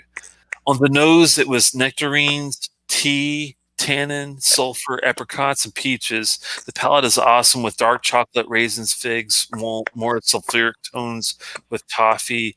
The finish is nice and long with more deep fudgy tones. A little dry. It's around $400 though. It's not a cheap dram, but but that's the flora and fauna one, so it shouldn't. yeah. Okay. Are they still doing that one? They're not doing that one anymore, right? It's a dead distillery. They're not putting that out. That's why it's $400 probably. Well, that More of a version of it you might consider dead as far as like they don't produce that one readily anymore. But Diageo has reinvigorated the Pityvac distillery, so they are doing new things, and I think they have a new. Let me take a quick look because I remember seeing something recently that they did. Oh well, man, they did the Orphan Barrel Pityvac. The Orphan Barrel release was Pityvac. They did it. You remember that? They just did it last year. 29, yeah, the 29-year, 51.4%. And that didn't get a really great. Let me see on the two reviews. I mean, that I see. it was pretty expensive because that's what they like a lot of the other Orphan Barrels. And it just didn't grab my attention to buy it. So yeah, I would pass on the new one, the 2019 release that they just did. But if you could somehow find the Flora and Fauna bottle for a reasonable price, and I'm talking like $350, that kind of area, then I would probably give it a go. Just because, I mean, if you're a collector, especially if you're a collector of the Flora and Fauna series, that one's really tough to get all those bottles, especially like the Mortlock and the Pityvac are the ones that like you said, are more of like a dead release because they don't do them anymore. But if you can find that one for, even though that it's a lower ABV and only 12 years, it is reminiscent of a classic good Ben Nevis, I thought. But it is only 43% and only 12 years old. So, and it's just a straightforward sherry cask type. So it's see, that's the Flora and Fauna, because you can get newer Flora and Fauna really cheap, like below $100, and it just because it's a dead distillery, they're not making more, because there are people that do collect those.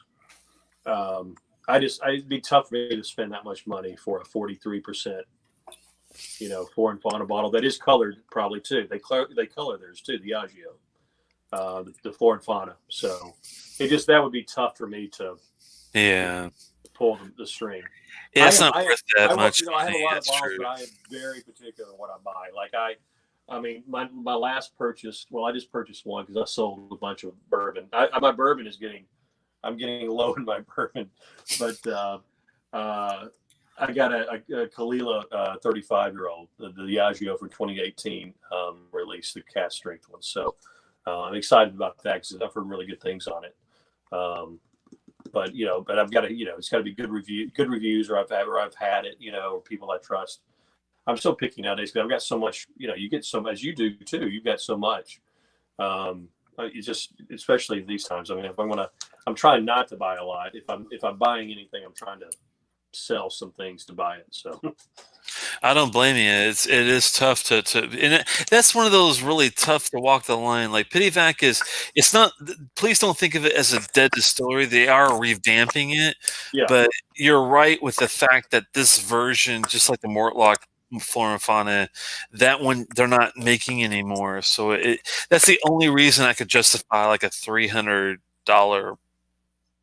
I mean, he did 400. I thought that was a bit much, but maybe 3 if I could find it. But even at that point, for a 12-year-old and for like a basic sherry cask 12-year-old, and like you said, it's colored and chill filtered, Right. and it's one of those. But it does taste like a Ben Nevis. I mean, it does taste good, Right. but it depends on yeah, I guess how bad do you want to taste an old pity vat? Because I guess is what it boils down to, really. Yeah. And if it's Yeah. not worth No. the No. money, It's then I wouldn't even go there. right. No. It's I just opened a few more. Here's one distillery I haven't. I just opened this, and I haven't had this. I mean, I've opened it a little while ago, but not too long. But I haven't had a lot of this distillery, which I need to probably Old try. A little more. Pulteney, yeah. But it's a Single single cask. cask, Wow. and it's very very dark too. 2007. Huh. Did you just get that recently? I've had it for a little while, maybe 8 months probably, but just opened it not long ago. It looks great. Yeah, no, it was really good. I mean, it's tasty. Did you have to order that overseas, or did you get that locally? I did. I got it from. This is exclusive to the whiskey shop. I'm not sure if I got it from them. Maybe I guess I did get it from them. Yeah. That's a good one. Yeah, it's hard to run across those rare ones. I usually see, of course, the old 21 or the old 17 or the new 15 or 18. But the only one I've seen recently that was kind of like an offset like that one was a 1989 23 year that they might still have at this place. I have to look, and they had it for a reasonable price. I might have to pick it up. I haven't. I haven't even had I've got a 21-year-old older one that I haven't opened yet. I had a buddy that gave me a good deal on it here not long ago. But I haven't tried that distillery much at all. So that's another distillery I need to try more of. I'll give you a hint. The old 17 and old 21 are outstanding. They're great. Okay. The new 15 is good and I would say even great. But the older versions of the new stuff is not as good. It's sad. Okay. And sadly, I hear the same thing with Ball Blair. Like the new 15, the new 18 is just not as that's what I've heard too. Good as the finished stuff. And I'm like, you got to be kidding me, man. Why? I'm glad I loaded up on a bunch of their. Oh, we talked about this before, but they're 83. I found those for like $280, $290 a piece. That's insane, man. That's like $400 or $500 whiskey now. Yeah, 30-something-year-old Ball Blair. So, and it's fantastic. It's a fantastic whiskey. Love it. Just so well done. Even the old 99, I thought was outstanding. I had the second release of the 99. I thought was beautiful. Whoa! There he is. See, this is what happens when you have a few drinks in you already, and then you try to get onto a string. But that's cool. You took us for a ride. I know, totally. I hooked up to the computer and I turned here. But no, it's I've got a bunch of the 83 and then the 99 and the 90. And then I've got this one, which is a one I've got a buddy who's a big fan of it too that I'm going to open up for him sometime. But this is a cask strength 83. So it's the 50-something cask strength. So I can't. My mouth can't open any wider than this. Yeah, so I'm pretty excited about that one. That is insane. I was lucky enough to have that sample of 83 that you were gracious enough to. Oh man, that was unbelievably good. It was insane. No, really, yeah. Oh, you did. I forgot I sent you the 83. Yeah. That was right? Just one of the best whiskeys I've ever had, bar none. No. I mean, I even liked it better than the Highland Park 25. Honestly. Oh wow. That's how good it was. That's high praise, especially for the older Highland Park 25s. Yeah. I thought it was a classic.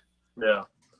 So I don't think anything else that you haven't seen that I've gotten, but some of the. There's just so much. It's insane. Well, yeah, sometimes you find just great deals. Like I can't pass up some. Just bought another backup for my Bunnahabhain 25, the older one. Oh man. But I got it for $375. So that's not bad at all. Yeah, no, it's a good deal for it. It's tough to pass that kind of stuff up. So If you ever see a good deal and there's a couple bottles, definitely, if you don't mind, send something my way, and I'll definitely jump all over it. Man. If there's something you're looking for, let me know, and I'm happy to. All of the above. If you see a good deal, I don't care what this distillery is. If you think it's a good deal, then, and if they have more than one, so you make sure you get yours. But once you got yours, if you're like, I can throw Telex a bone, I'd jump all over it, man. I appreciate it. No. I'm happy to help out, man. It's it's a community, no doubt about it. It's hard to find good deals. Like it's sad when I found that old Ardbeg Kildalton from not the old one from 1980, but the 20. I think it was the 2014. I want to say. I jumped all over it as soon as I got mine. I told Lee, Mr. Lee, Mr. Aquaman. I was like, you gotta get you a bottle of this, man. This is like unbelievably pretty good, and it goes to the island. It was one of those where they gave the proceeds to the people that live on Isla, and so I thought it was a pretty special bottle, and it tasted pretty damn good, I'd say. Yeah. Did you ever get a chance to have that Kildalton one? I haven't had the Kildalton. That's just, not at all. I've heard good things about it. I mean, I know you said you liked it a lot. I really want to try the 1980 because that's the only Ardbeg that's non-peated. Believe it or not. Right. Isn't that crazy? That is crazy. Yeah. And I've never had a truly. I mean, I've had the Blazda, and there's a little bit. It's like only 30 ppm, but is it okay? Yeah, I mean, I'm sorry, it might not be as high as 30, but it's like 3. It's very low, but there's still peat in it. But I would love to get my hands on a truly non-peated Ardbeg just to see what it's like. You know what I mean? Right. Yeah. It's half as good as probably would be very good. I mean, I'm sure they would. I would think it would be good, but I don't know. I love the peat with it. It just matches perfect. I heard you talking about the Kalila unpeated. That's another one I was telling a buddy that I haven't had either. I haven't had the unpeated ones. They told me that they like the 15 more than the 17. That's the one that they kind of gravitate towards. Yeah, I don't say it's a negative, but either way you do it, if you do get it, and if you at first the 17 I thought was extremely olivey and salty, but if I let it sit out for a long time, like oxidation wise, and decant it, if I poured it into a true wine decanter and let it sit out for a while, I think I would have enjoyed it a lot more overall. But the last half of the bottle was outstandingly great. The first half was only a 2.75 out of 5. The last half was a 4.5 out of 5. It was that much difference with just oxidation. It's so funny with Kalila because I've had some really, there's some really good Kalilas out there, but it's such a manufactured, their process is, computerized, and it's, they bring their barley in from all over the world, and and then they ship it right after it's distilled and ready to go in the barrels. They ship it out to the off the island, and it's aged up in the Highlands. So I mean, you would think it's kind of, you're wondering what the hell, how does it get this character? They're turning out like too many hotcakes almost. It seems like. Yeah, and Talisker is the same way. Talisker is not aged. There's maybe just a couple percentage of barrels aged on Sky. All that's shipped to the Highlands to be aged nowadays. So for the longest, it's for the longest it has been, because they have no room there at Talisker. So people that say, "Oh, I can taste the sea in this and all that," whatever. It's not aged by the sea, so people don't know. But it's funny. I just it's kind of fascinating that with the unpeated and stuff. I need to try the 15, and then let the 17. Sounds like that's something I need to get a sample of and let it open up for a while. Yeah, nowadays I think the 15 and 18 is what you're probably going to see. This 117 is an older. This is one I think is from like 2014 or 13. It's a little older, but their new unpeated line I think is 15 and 18. But either way, I would try it and see what you think from the get go. And if you're put off by any means, I would definitely decant it. Like take maybe a little bit, decant that part of it, and then let the other ones just sit for a bit. That way, if the oxidation doesn't help, kind of fine tune it the best way you can with conserving the amount you've got. Right. Jason was talking. Jason talking about the sea characters of the distillate. No matter where they just. Yeah, I think that's pretty much the case. I think, or none of that nonsense matters, and that's true too. It's all in the distillate for Talisker. That saltiness, that brininess is all there. In the process, that's how they get that. Same thing with Old Pulteney, has the same kind of maritime feel to it. It seems like right. Yeah. Some distilleries just are able to get that. I guess it might be an Allen's thing, but I don't know. It's weird. I would be curious. Like, could someone in the middle of the Highlands, maybe I'm not thinking of anything that comes to mind that has a sea character in the middle of the Highlands, but I don't know. Maybe you could, the way you just, distill it and you do it the process, and maybe you could get that sea character in the middle of the Highlands. I don't know. Yeah, sorry. This is not like you're reading this. We're trying to on the side capture some of you guys' comments. Sorry about that. I do try to multitask a bit sometimes. I know. I pull in my computer. I'm trying to do it now, so it's it's not easy. Ooh, Kregeliki 23 is sold out. Shame. Let's see if I think they have that in Maryland at least. The Kregeliki 23. That's one that I need to get my hands on. I've had the 13. I liked it a lot. Do you like Kregeliki in the distillery bottles at all, or do you try them? I've tried a couple. Yeah, that I've liked. Yeah, no doubt about it. Yeah, I'm not sure if it's nothing that's jumped out at me, but I recall enjoying them. Yeah. I've only had the 13 at $53. They have the 17 at $150, which is probably decent. They have a 23 at at $234. 236. It's funny. I have some my friends, and in fact I have one on me. I just got it from him today, and a handoff. Well, it was like he put it 6 feet away, and then I went to get it. But I'm one of the guys for the whiskey tasting that we talked about before. That with Kregeliki, is it maybe a single cask or a special? I forgot what they call it. Whatever the name for their special cask are that they release. I think it's the same thing what they call the Balblairs, or not the Balblair, but the Balvinis, the exceptional cask or something. Yeah, exceptional cask. The Kregeliki. I've got one of those downstairs. I've got it. It's one of my buddies. Oh, wow. So hopefully I'll get to try one of those here soon. What's it called again? The exceptional cask? Exceptional cask, I believe. I'm not mistaken. Let's see here. I've never had a live with DHS. I just sent him a link just to join just to see what this would be like. Have you ever met him before? I thought you had. Have you not had one with him before?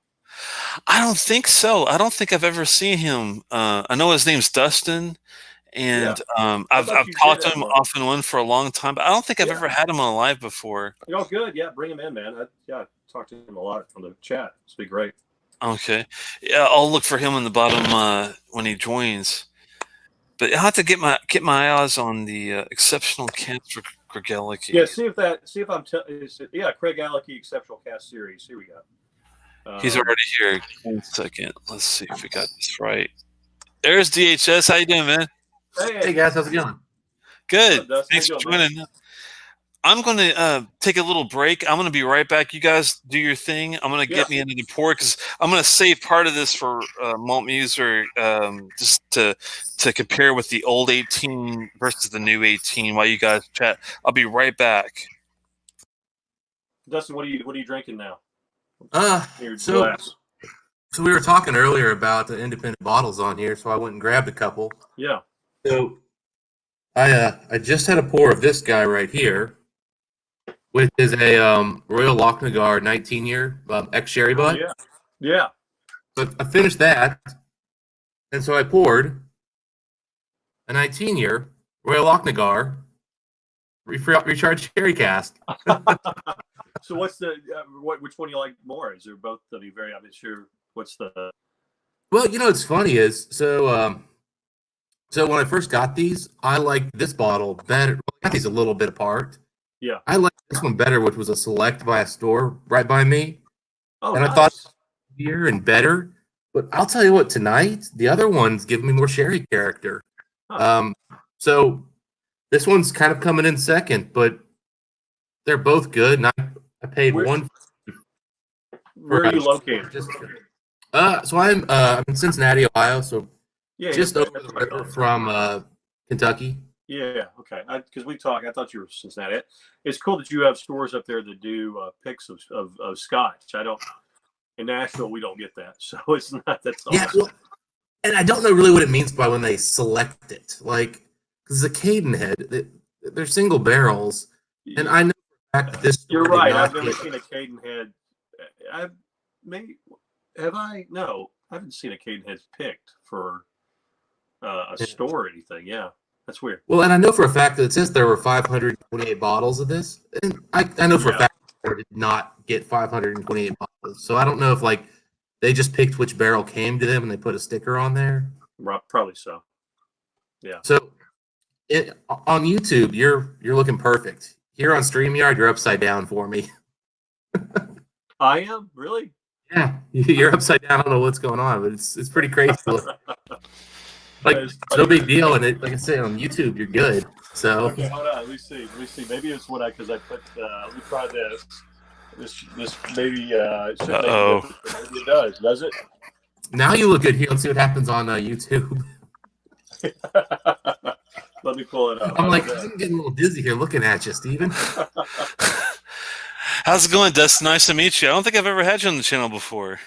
No, I think I've been on Swami's, I've been on Eric Waite's, been on Whisky, and then I do some reviews occasionally with Mike on my reviews. So, Well, it's nice to meet you. I definitely appreciate you stopping by. What you drinking?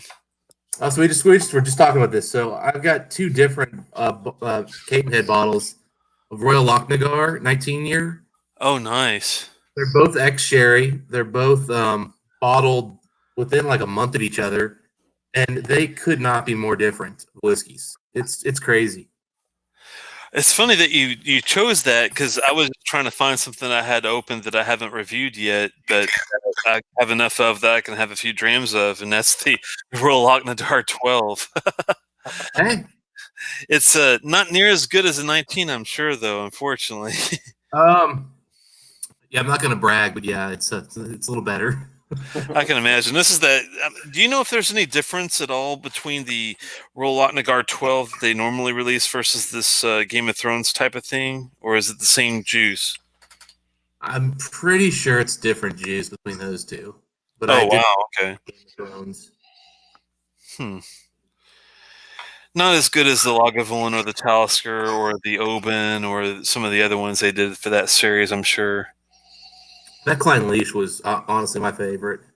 Yeah, that one too, yeah. The top four to me was the Kleinleash, the Lagavulin, the Talisker, and maybe the Oban or the Dalwhinnie in that area. But yeah, the other ones didn't really do a whole lot. But I didn't have the Talisker. I had the other ones you mentioned, and really Lagavulin and the Klein Leash were the only ones I would do. I'll put it this way: I've passed on buying a second Lagavulin because it's a little pricey for what it is. I think. yeah, No, I agree with you. I've had one of them, I believe. Maybe no. I've had the Oban and the Lagavulin. So I'd buy the Klein Leash again if I saw it. That's the only one of the series I've not seen again. Everything else I've seen many times. that's a good point. The yeah, it's weird. It's the only thing. The Kleinleash one is great because of the ABV. I think is so high on that one. The other ones are a little lower, but this it's not horrible. It's just for the price, like you said, you can get a lot better stuff for $100 or $70, whatever you're spending for those. Well, I don't think they put out a bad whiskey in that group for the price. I just don't know if they put out a good whiskey for the price. yeah. I mean, None of those that I look at and go, "Oh, that's overpriced." I had them and I went, "Okay." I mean, I didn't get ripped off.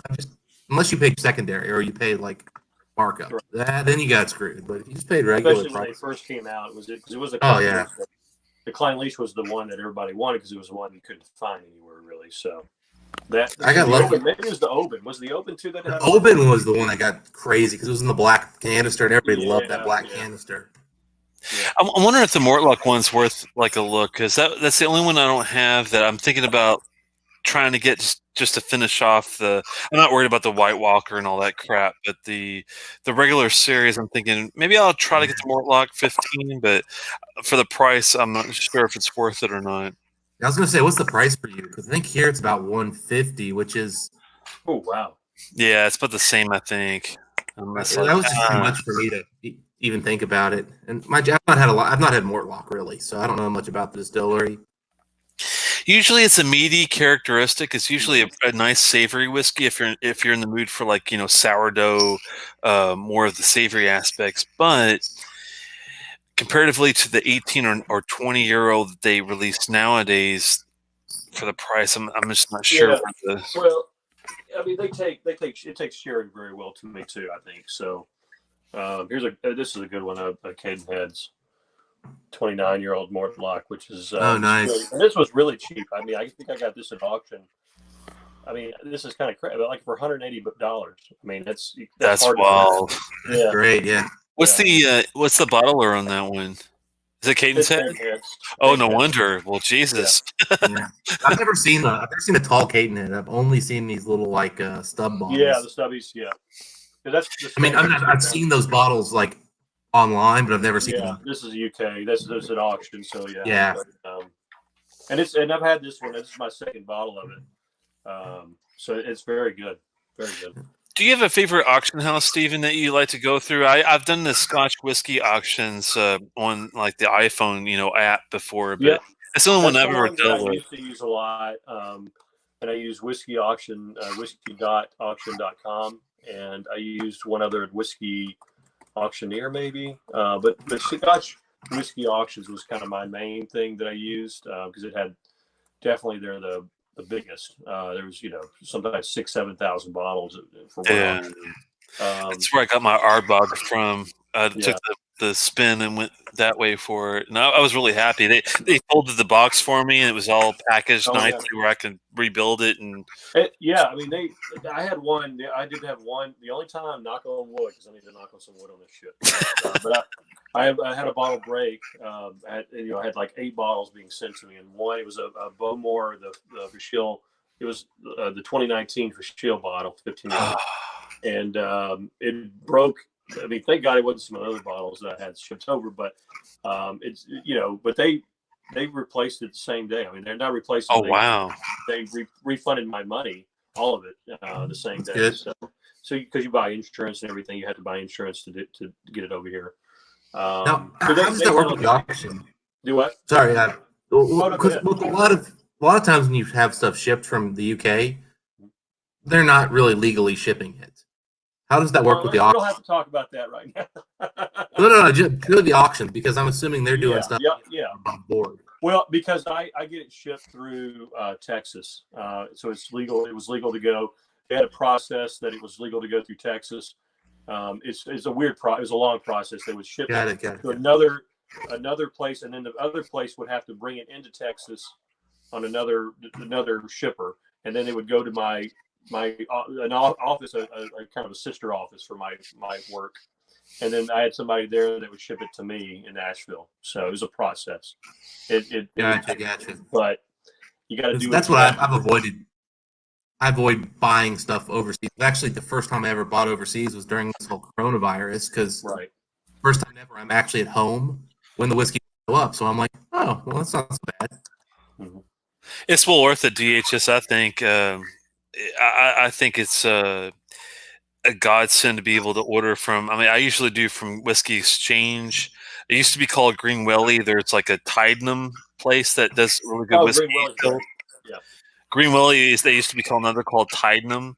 1,000 Corks has got some good stuff. Wine Searcher usually, it has some good stuff. But I definitely to get the travel retail stuff, DHS. If you're interested, like I just ordered the Bunnahabhain, the Ancladoc, and like a Kalila 18. But if when I got my Anquamore from Lefroy, or if I got like I wouldn't order the Poor Oak right now because it's not the best travel retail. But if you're looking for travel retail, that's the way to go. Definitely, I'd say. I just have a little fear about the theft if it gets left outside my place. Yeah. They usually make And, you sign for it. Like I think DHL might do. sign it, but some of the ones I like think, FedEx and yeah, the DHL doesn't because well, they're not. Yeah, it's a different story with them. But well, if it's done legally in the U.S., you have to sign. But the problem is with Ohio, maybe 1 in 5 places will ship to us. Like, yeah, because it's one of those states that's not legal to ship to, but it's not illegal to ship to. Because it's like one of those, it's legal for wine, and there's no rules on beer and whiskey. same for Tennessee. It's the same. It's same for Maryland too. Yeah, we have county laws per se too, where like my county is Anne Arundel, and we have different laws than Montgomery County and other ones do in the state itself, which makes it really tough to follow. But you guys got more. I mean, if you're getting something from Tydrum, which is the Green Well, if you're able to get that straight, you have better laws than we do because Dustin's not able to get that. I'm not able to get that either because it's not direct because they just won't ship to Tennessee. There's only 17 or 18 states they'll ship to, and maybe Maryland's one if you're getting it. I think there might be what these guys are doing. I noticed, and don't quote me on this, but it's one thing I'm seeing more often is they're getting a.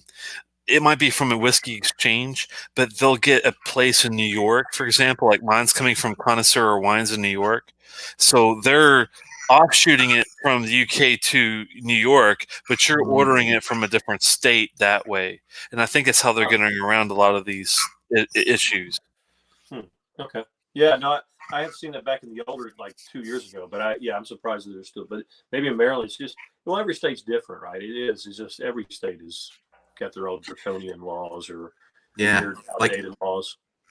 A while back, I bought a bottle from Casters, which no longer ships to Ohio, but they let me up. So when Flaming Heart just came out, the 2018 version, I was looking desperately online trying to find a 2015.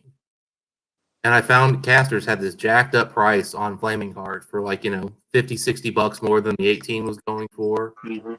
Almost $100 more than the original 15. And the description was dead on the 15. The picture was the 15. So I ordered it. Bottle came, 3-4 days later. They gave me the 2018. Oh, guys, no. Yeah, always call ahead. That happened to my friend. I told him I found the Carriages 2014 Amontillado cask from Lafroig, and Mr. Lee Aquaman, as we call him. I called him up. I'm like, hey man, they have this. You got to give it an order. So he ordered it, but of course, since he didn't call ahead and ask them, is this truly the 2014 Amontillado? They sent him the 2015 instead. And then I'm like, all right. So I went back and forth with them for almost 2 weeks, emailing almost daily, before they finally said, okay, we'll let you return it. And then I had to go driving around to find a way to return this bottle because apparently only one FedEx in the city will return alcohol because it's a hazardous material. Oh I had man! to ship to the FedEx, and I can pick it up from the store. But the store I picked it up at, I can't drop it back off with. Man, I don't use FedEx for any shipments ever again. I had two bad experiences with them, and I will not use FedEx ever again. On any. They're the only shipper who can legally send alcohol to Ohio. Oh man! Oh, that's harsh. I had the same. I was getting some musical equipment, Steven. I was ordering a new drum set, and this is not a cheap drum set. It's like a $3,000-$4,000 drum set, and the bastards put it out in the rain. They set the boxes out in the fucking rain. In my carport, they could have put it underneath the carport where there's plenty of of coverage, but sure enough, they put it out in the fucking rain. Yeah, Telex Malt Muser's back. He's waiting to get in. Oh, sorry, man. Thanks. Well, we'll No, try he just said it. Yeah, bring it in. It's a party. Oh, there you go. Gentlemen, Hey, nice to see you again. Cheers. We have a little house party going on.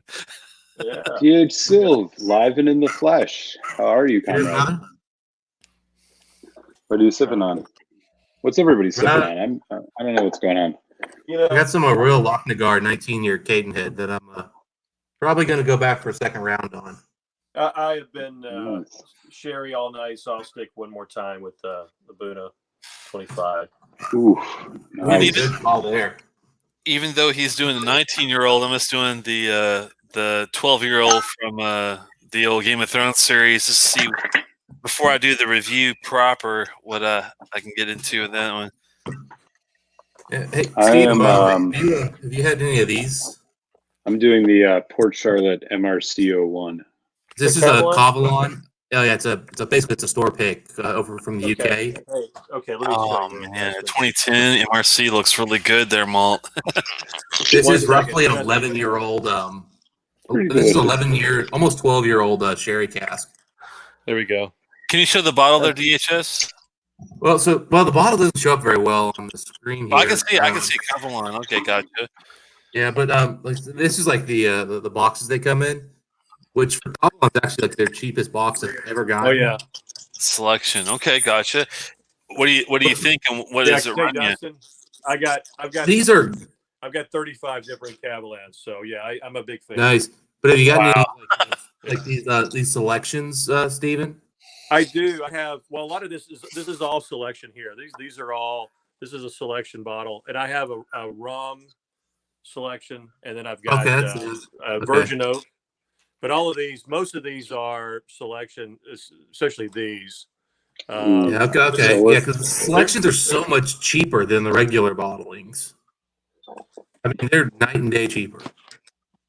Well, what it is, these are the solas. So this is like, I have I'm part of I can help get you involved if you want to be part of it. It's a Cava fan, which is a group that it's about it's just in the U.S. and we were able to get cask from Taiwan. Oh, that'd be perfect. Yeah. Yeah, and it's a lot cheaper too. It's cheaper than because I mean, this is what this is. This is so the Whiskey World did this bottle, and this is again almost like an 11-year-old first fill sherry cask, and I got 2 of these for $300. Yeah. With Glencairns. Yeah. Sounds good though. 300. Yeah, DH. Where are you again? Are you in Ohio? Yeah, I live about an hour from Mike's Whiskey Reviews. Oh, gotcha. Okay. Mike and I get together probably twice a month and drink. Yeah, I saw that you guys did a couple of review videos and stuff together and things. I'm surprised I never met Mike before. I'll have to get in touch with him so we can do a little meetup sometime. Does he ever do live reviews at all? Mike doesn't do a lot of. I don't think Mike's done a live on his channel, which I don't understand. But he joins other channels all the time. Oh, okay. Yeah, he and I did a Lefroy thing a couple weeks ago or whatever, which was a lot of fun. It's funny. Like, there's literally not a bottle in Mike's house that I haven't had. Yeah, Mike is my Talisker buddy because he's him and I are always looking online for Taliskers. So old school cast. Those 25-year cast string Taliskers are insane, man. Dude, I'm a big fan of cast string Taliskers. Huge fan. I need to get a hold of one of those at any price. It's worth it. It's so good. Yeah, and they're what do they usually run? You know what? You can get one. They're going about 600 on the low end, 700, 600. Oh man, you're killing me. I'll tell you this, Telex. There's 2 whiskeys I have ever had that are better than the 2004 Talisker Cask 25. 2. Wow. There's a few that I could debate in like the same range. There's 2 that I could say without question are better. That's it. Yeah. Wow. Which are they? And what are they? White Horse, Lagavulin, and White Horse, Lagavulin. I like it, man. All right. Don't be surprised if he says that because I bet he's got one. 2004. So one is a. Oh my God! I would do anything. That's my birth year. Yeah. You were born in '85. Oh man, awesome! Cheers to you. I'm 75. I'm 75. I'm only 10 years older. So probably the best I've had is the 24-year-old. I think it's 2011 Fish Ale from Lagavulin, which is Mike's favorite. It's I believe it's the 2011 Fish Ale. It's the 20-year-old Fish Ale that Lagavulin put out. Going for about $1,000 I did just get this in today that I traded for. Which one's that? 2014. For sure. Oh, what's the age on that one? You know, good question. How the hell do you guys find this shit? No, it's all online, man. I can set you up. Actually, Telex, I'll send you an email. I'll check with Mike, but he's get him on that. Yeah, and they're only about $200-300. They're like most of them are like right around $200. They're like 1 or 2 year old fish eels.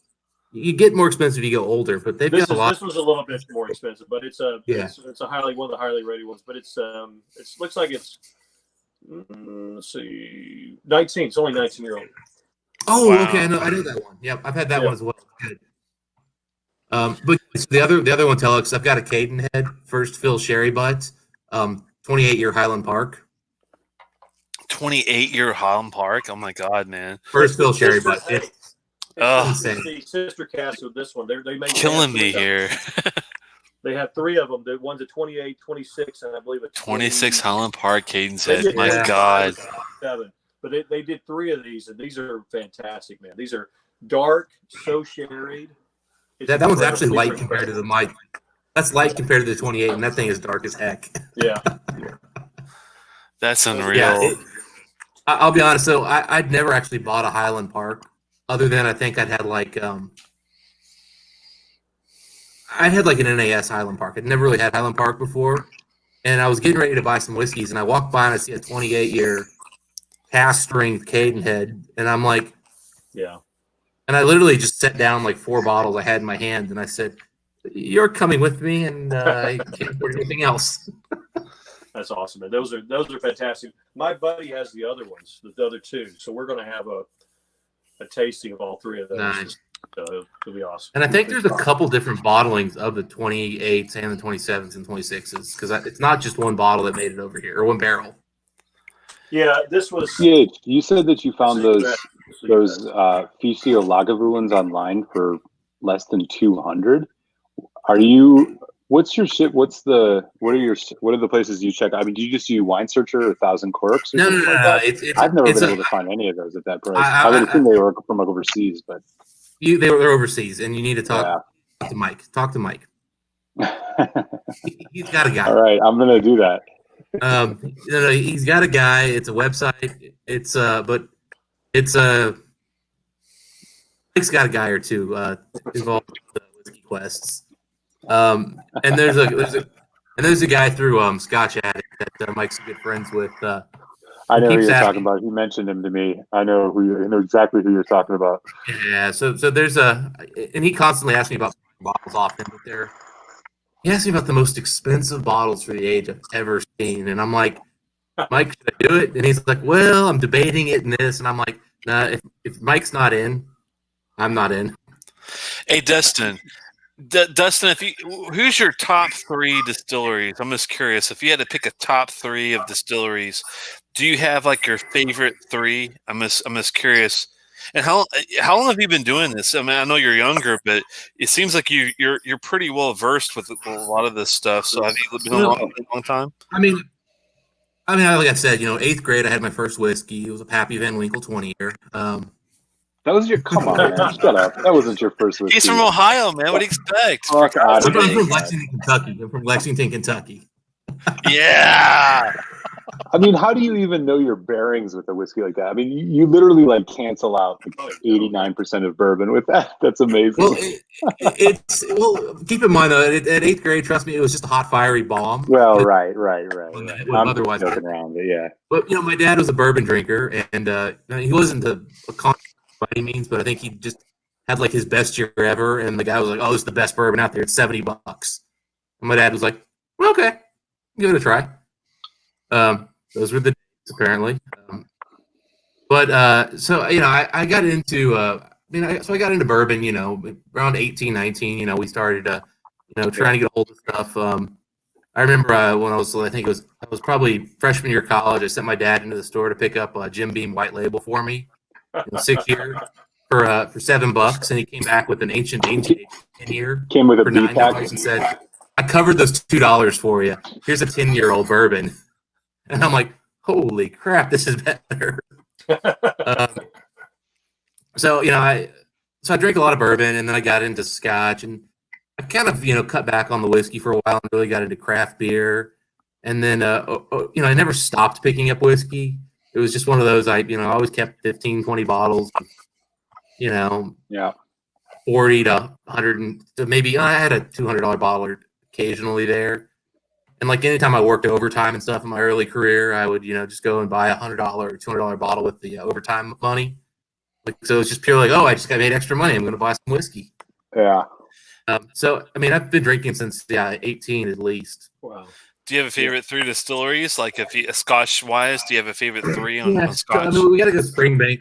Springbank, unquestionably. I've got Cheers to that. I've probably got $5,000 in Springbank here. Yeah, man. I'd probably put Highland Park right there next. That's a good one. Gotcha. And then I really struggle because I want to go Ardbeg, but I've started to really appreciate what Lagavulin and Lefroy do when you spend more money. Yeah. Well, but the problem is, it's tough to get. I don't like their entry level stuff though with Lefroy and Lagavulin enough. But I can't afford to buy high end peated whiskey on a regular basis. I mean, but honestly, don't you think with the entry level, isn't the Lagavulin 16 like the basic? What if you were going to get your Scotch buddy? I'm sorry, your bourbon buddy into Scotch? Wouldn't you do it with the Lagavulin 16 versus anything else, or what do you think? That's an it depends. question. For me, peat was instantly something I loved. So I went from bourbon to peat, and I'm like, yes. But other people hate peat, and you got to bring them in maybe to a Open 14. Go to a Balvenie 12-year. Yeah, you bring to me because I'm in in bourbon country in Tennessee. So if I'm trying to convert people to Scotch, I'm looking for Balvenie. I'm looking for even the Glendronachs. People love the heavy sherry, high strength, cast strength sherry bombs. Bourbon guys seem to love that. If it's not too so you don't want too much sulfur on the palate. Yeah. But that's what I do. I mean, for peat, I think Highland Park is something heather peat to kind of get them. Yeah. Because Highland Park 12, man. They just throw up on the peat. I mean, a lot of the bourbon guys, they just cannot take it. Yeah. Let me ask you a question. It really depends. Like Ardbeg 10 was like, oh my god, I love peat. Oh yeah. Ugadal's what I get. That's what got me into peated Scotch. So I mean. Let me ask you a question, all three of you guys, and there's no right or wrong answer to this. It's just my own kind of visual, deal.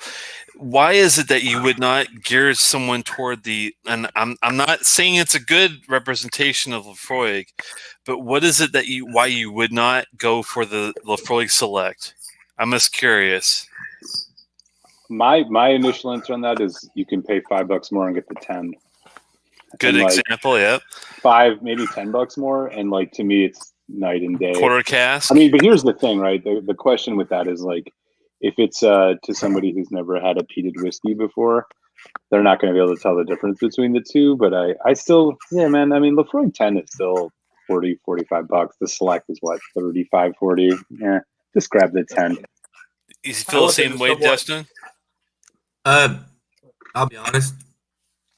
I've never had anything but the 10 on the low end of Lefroy. Did you like it right away? Lefroy was always my least favorite peated whiskey when I got, and still is on the low end. I've started to, but when it was a 25 that made me go and say, oh God, they got something going on here. Lore did, impressed me. And then I just recently had the 18 over at Mike's, and that is, God, if that was still available at $100, right? I would drink that every day. I don't think the Lore is a huge drop off that, but the problem is I can't buy Lore anymore. I can't find it. Yeah. What do you think, Steven? Just different than the 18. I mean, I love Lefroy, and but you're right, Dustin. I mean, the Select to me, if I'm going to give somebody a peated whiskey, I want them to I don't want to give them a whiskey that I don't enjoy, and I don't like the Select. So I go with the 10. I would go with the 10, or the Lore is good because it's got more of a sherry. You got a little more sherry character there. So you might be able to kind of hide a little bit of the peat, not really, but it kind of, you got a sweet sometimes, or at least a different character, not super. So I wouldn't say sweet, but you've got kind of a balancing act there a little bit more.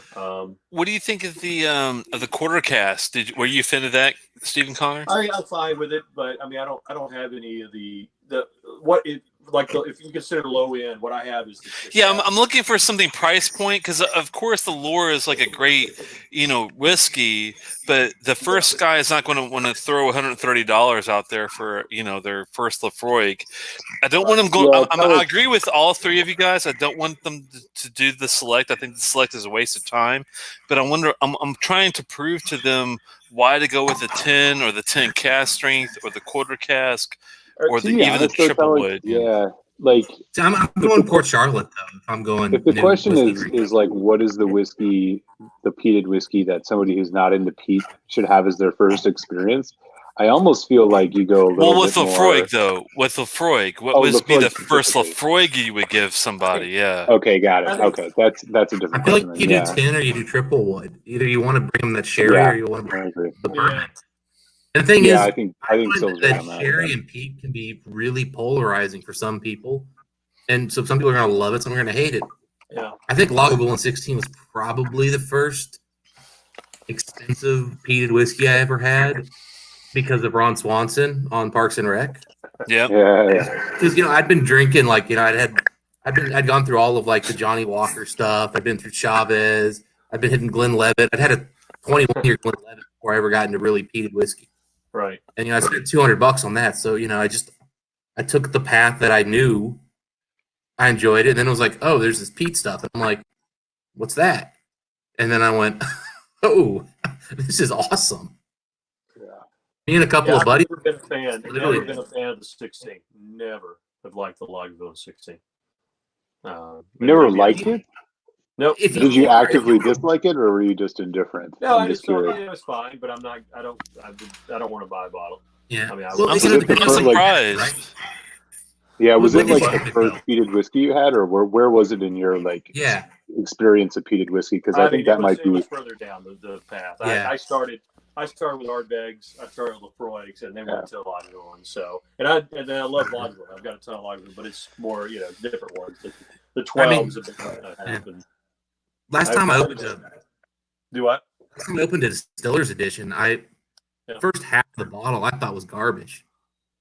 Like it was just like it's low proof. This PX is giving me some weird notes, and it looks colored. The mouthfeel was just watery and thin, and I'm like, this was $120 something bottle of whiskey.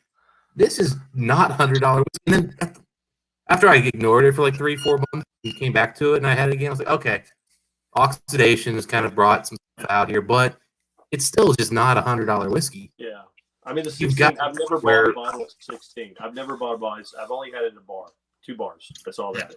Twice in my life. That's all I've had. I think once you get to a certain point in your whiskey journey, 43% colored, chill filtered whiskey, when it costs over $60, you're like, why? Yeah.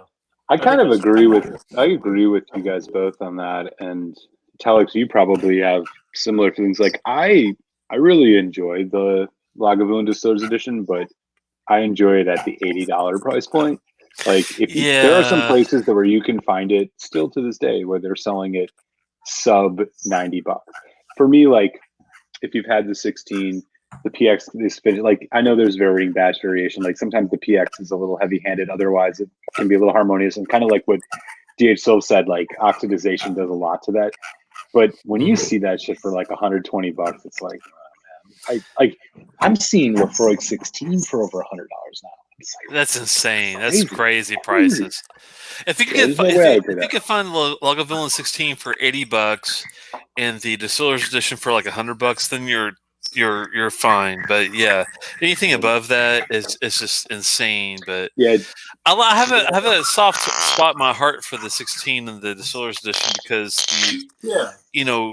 pairing it with food and it's readily available. If I have that versus an Oban or a Talisker 10, the Lagavulin 16 it's a nice trim, but I know what you're saying, guys. It's like once you've tried some of the older / more sophisticated whiskeys that are 18 plus, then you're like, well, this is kind of old news, really. I haven't had a Lagavulin 16. Lagavulin 16 was like maybe the 4th or 5th peated whiskey I bought. I mean, we're talking 2017. or earlier, 2016. I haven't bought a bottle since then, and it's not because I don't want one. It's just fucking expensive. I'm just like, And that's you know. exactly right. It happened, and it happened later in my journey of peated whiskey, and that's exactly why I just kind of. There's a lot. Yeah. It's a great way to start for people, I'm sure, for peated whiskey. It's a great place to start if you can get it at a decent price, which as you're saying, $80. But yeah, I think I just tried. Yeah, that's what it was for me on the Distillers Edition. It was like I was gifted a bottle of the 2017 Distillers Edition. I was like, oh man, this is fantastic, because I really like the Oloroso or PX influence on peated whiskeys, which is one of the reasons I love Ugadal. But other than that, I saw it for $80 and I bought it. But other than that, I'm like, I wouldn't go further because I don't know, it doesn't bring a whole lot more to the table. But good whiskey, depending on the price. So what I was getting ready to say, and I just wanted to make sure I wasn't an idiot, but you know what I'd like better for the money? I like the 11 Nick Offerman edition better than the 16. Oh wow! See, okay. It's good. I paid $75 for that when the 16 was a little more expensive, and it comes in at 46% versus 43%. So it's got enough. It just has that little bit extra. I'm not sure if it's chill filtered or not, but it didn't taste chill filtered. I don't think it is. I think you're right, man. And I think you brought up a good point, because I think that I'm used to only having the 8 and the 16, the Distillers Edition to choose from, but if I have the Offerman Edition at 11 and even 12 cask strength, it's like the 11 and the cask strength 12. That's where it's really that's what it's about. Do you like? I thought the 11.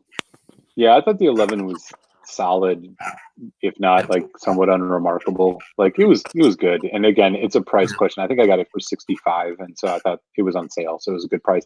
I don't know how much further I go, but your point about the 12 is well taken. Like the thing with the 12 though, man, is it's just like everything else.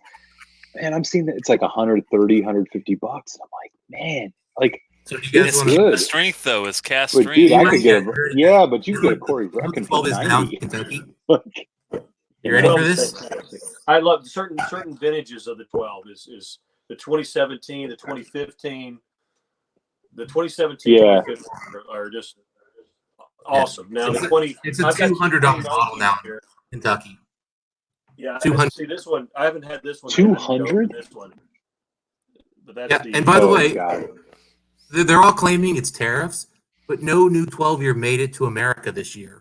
Right. So that's right. Dude, 200. They're calling it tariffs. Yeah, this won't be coming to America. This is not coming. Give me 4 bottles of Ardbeg 10 for that.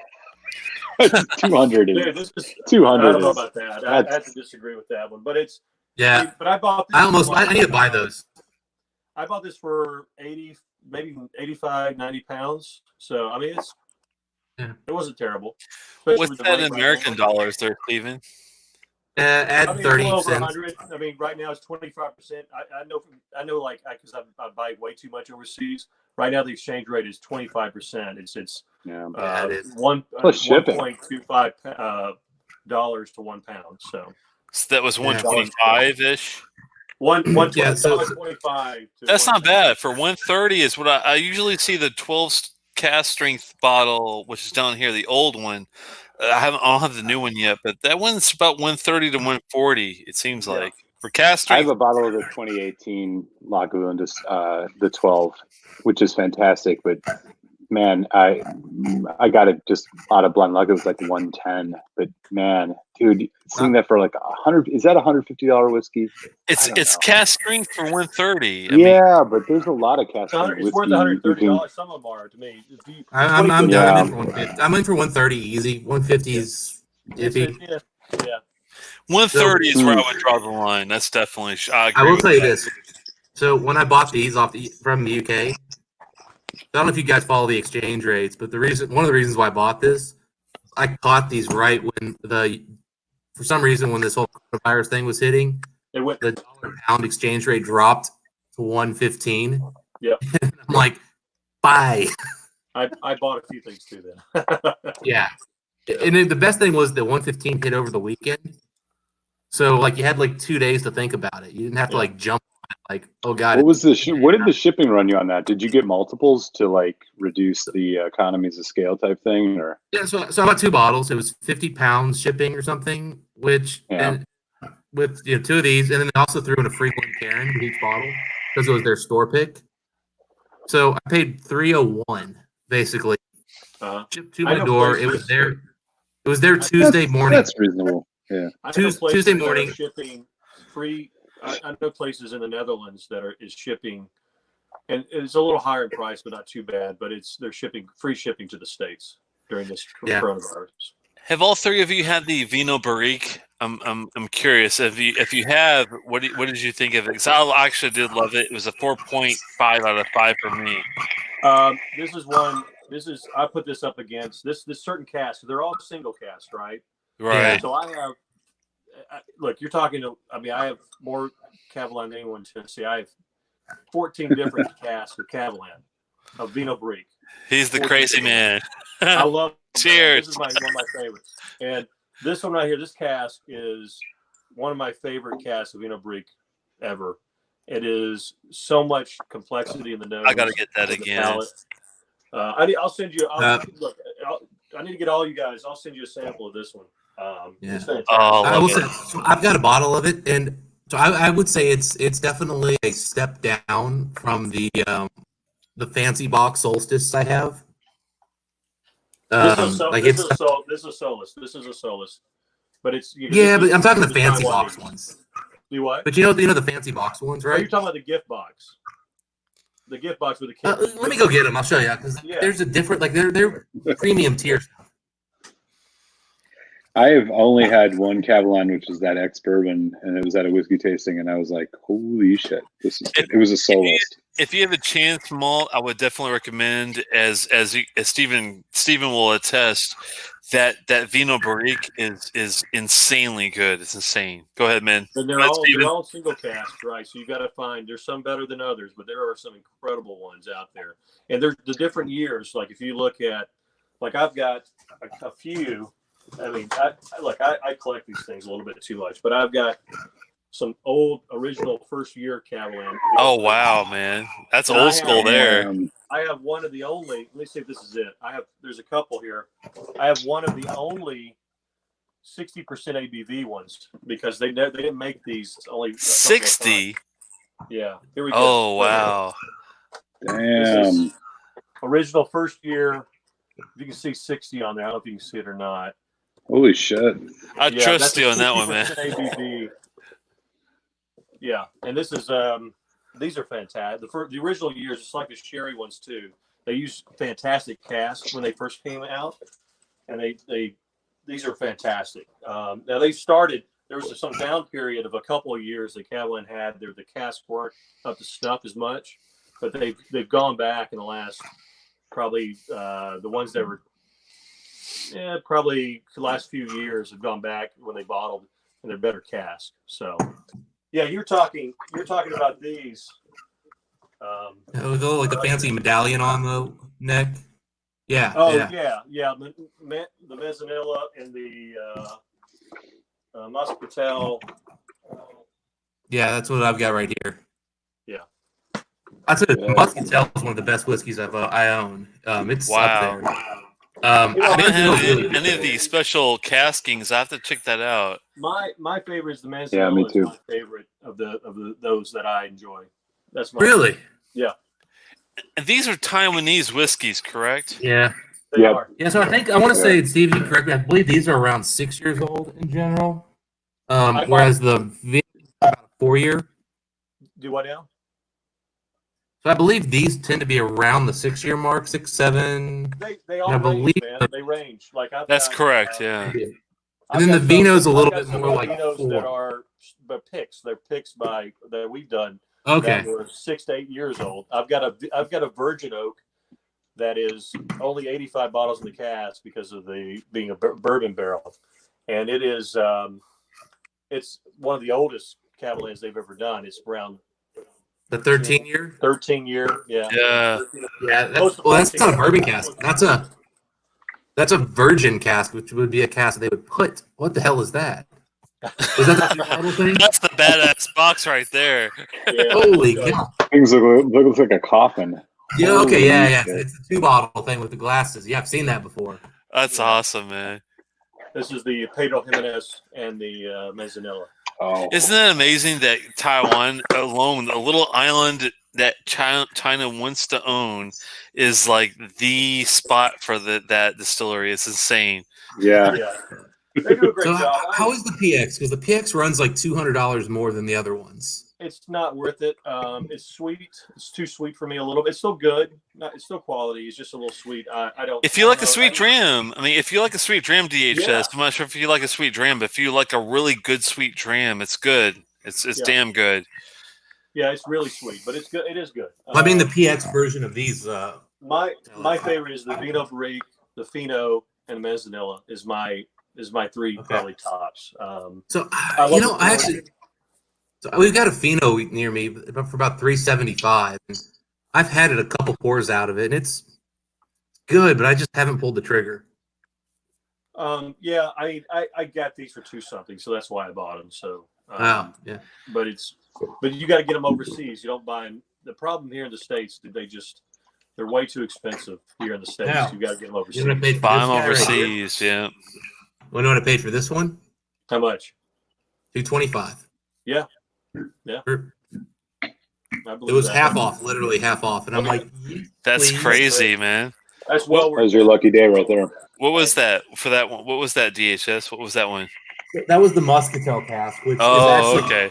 it's my I haven't had favorite. that one. Well, I mean, it's my favorite of the group by far. Moscatel. I'll have to keep that in mind if I can find it. Yeah. But you're looking at $5.25 now at like a total. Oh, Yeah. you're killing me, You are. They're man. super Killing me, expensive. Smalls. You know what? Yeah, I don't that's brutal. like- here's what I don't $5.25 like. is. And I've not been a big fan of all, and I've tried probably 5 or 6, and I've got a few that I've got original first years, but the sherry, the Cavalier sherry, it's just too much. I'm not The regular sherry? No, the Solist. Yeah. It's Oh, the okay. Solist, not the 40. It's the cast strength ones, or they're not really cast strength. Yeah. They're all down to because Catalan doesn't do anything 60 or above, so they have to get it below 60 due to shipments and to get them shipped overseas. Wow. So they go below 60 now. And And it's they're Fino mostly around 58.6 or 56 point something, 57. Yeah. The Vinenberg is the only one that I've ever had. That's really good though. It I had one really of the is. ex-bourbons at a tasting, but that was the only one I had. I have not had any of their wine influence stuff at all, or Their sherry. sherry finish stuff is really where they shine. It It's really true. is. Yeah. Although I a do little have bit the of this regular Glenalky bourbon barrel, 15. like the Have you had the this one, basic Telex? bourbon. It's good. Have you had this Glenalky 15 yet? It's basically Oloroso PX. Go fucking dark. I have not. I want to get that. I've had the 18, but I haven't had the 15, the sherry. And the 18 is okay. It's a good bourbon, but I would like to get my hands on the I don't cherry. think this is. It's like maybe 10, 15 bucks cheaper than the Glendronach 15 Revival, which is same finish maturations, but it's solid. 46%. Same way as the Glendronach. I actually just got a couple of the Glendronach Allardyce 2019, so they're apparently like the 24-year-old versions. Yeah, those are So good. I'm excited to jump into that because I really like the Allardyce, but I can't find any of the older 15s anywhere. But this Glenalky 15 ain't bad. It's a little punchier, a little sharper than the Glendronach. Yeah, the older 15s are really, really tough to come by right now. Yeah, they're really hard. I don't to see find. them on secondary even. No, on some I don't secondary either. Scotch markets. I never see them. It's really tough to find an old 15. Dude, the Glendronach is like it's like the bourbon of scotches right now because there's so much fucking hype around it. It's like the Weller of scotches. Steven, There's so much hype around it, except that Steven- it's actually good, unlike Weller, which is debatable. Steven did well with the Glendronach, so you have a plethora of Glendronach I know back that's there. for sure. It's insane. Give us a tour, man. I'm sure it's insane. I'll show you this. Yeah, they look. I'm Hugh. I've been buying them for a long time, but Oh, look! And Look! they go deep Just, in the just back. look at that. That alone, right there. That V right there is enough to make me like shit my pants. I'm telling you. That's Well, insane. these are not the duplicates. Yeah, These man. are all each of a single cask. They're not. The duplicates are over here. I mean, That's all- insane. Duplicates. The duplicates are over there, he says. You know you're You know what's doing crazy? well when you have duplicates of an old 1992 Glendronach Yeah. range there. What's crazy was Wow. I was on like a Whiskey World. They had probably 20 different single cask Glendronachs available for sale. Yeah. At fair prices. You see a single cask in the US for sale, $750. Oh, you can't buy it. You just that's these. Almost all of these were bought online or overseas. You don't buy any from over in the States because they're just too No. high. The only ones that I bought, there was one that was really well done that got me into single. It's the one that got me into the Glendronach single cask. It's a 19-year that the state of New Hampshire did. A single cask at there because they're a state run, so they had them up there, and it was fantastic. Incredible 19-year-old first fill Oloroso sherry. And it got me down this road where I'm just buying, different single casks from everywhere. But there's an 18. Steven, I'd be curious. I mean, of the core range of Glendronach, obviously you have Glendronachs that not many of us will ever get our hands on, but I'm curious of like He's out got of the 3 core range, fucking rows. 3 rows of fucking. out of the like core That range, kills Glendronach, me. It goes four right there now. Don't. out of us like us proletarians who drink the core range stuff, which one is your favorite? I've been decapitated on that one. I am not again. It's my favorite is the 18. I'm not a fan of the 21 because I don't. The 21 is a PX, influence right? as The much. PX I like finish. the Oloroso. Yeah, well, It's a blend. PX and Oloroso one. I'm excited to see that's going to be a 27-year, right, at their peak. Couple of years, yeah. That's right. Yeah. So Hey, I'm Steven. excited, but I'm not paying. I mean, the price now locally for the 21 years is so high. It just no. Yeah. Hey, Steven, is there any PX cast that you do like? That I noticed that you're more of a fan of a Oloroso / savory cask. Is there any PX that you like a lot? Yeah, there's a lot of PX I've enjoyed. There's the single cask Glendronachs of PX that I enjoy. There's some older ones. 27. I've got a 27, 28-year-old that I really like. I've got any young ones that you like. Well, anything that Telex can buy in a 20-mile anything radius. that I can afford, I would appreciate. My God. Okay, I don't know, man. Justin, have you guys had the Buna 14, the PX cask? Oh yeah. No, the Moignon. Yeah, let me see. I've had Bordeaux. some weird Buna wine cask, but that wasn't a PX. thing. I've got it. I like that Bordeaux one for sure. Yeah, it's the PX. It's like a 13 or 14-year-old. That's fantastic. I think I had a Bordeaux. I've got that. I've got what do I like in PX? That's a good question. I don't know. I caught him in the act, didn't I? You did. I don't. I can't think of. I mean, I've got the. Tell it with the $1 million question. But I can understand why if you don't like the sweetness of the PX, why you'd like a 27-year-old PX because the oak's starting to. Yeah. Exactly. Yeah. The oak just take a little bit of sweetness away. You're right. Yeah. I guess. Oh shit! I guess yeah. You like an old PX cask. You don't like the young PX stuff. You like the pure. Young, and I like it a lot. It just, but it's just quality. It's just not as. There's some depth to it that I don't always. Oloroso, I get more notes that I enjoy from Oloroso because it's not as sweet and it's very dry, but it's also got a lot of coffee. Dark chocolate notes that I enjoy. I mean, it's just, I don't know. I like it a little bit. Yeah. I've got a challenge for you, Steven, if you don't mind. Okay. Maul, what was that one, the Kriegelike that we liked that was a younger PX cask? What was that? Kriegelike? Yeah, what was that younger? It was a 15? Ooh. Was it a 15 PX? There was a younger. I thought it was a 10-year PX Kriegelike that had a PX cast that he might actually like, but it's only a 10. Fuck, I don't remember. Shit, you got me, Telex. You got me because I'm noticing what I'm with PX a lot of times, especially when it's younger. It's been it's been with something else. It's not just PX. So What about you, DHS? Dustin, do you like any young PX stuff that's affordable? I mean, I'm just I think curious. the Glendronach 15 year, I think the new one is for $80 around what I paid for. That's phenomenal. I've Mhm. bottle. I really, I mean, if I'm going to spend less than $100 on a scotch and I want sherry, I can't think of a better bottle.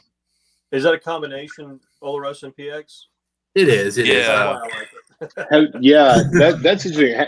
Dustin or Steven, have any of you had this Glenallachie 15? This is also That's the one you need to try. Oloroso PX. I want. This is your mission, Don't sell it. Steven, and Dustin. This is your mission. I want you to try the Glenlivet 15 and tell me if you think it's a good or if it's a bad. I just want to know what you think of that one. What's the price on it? What's the cost?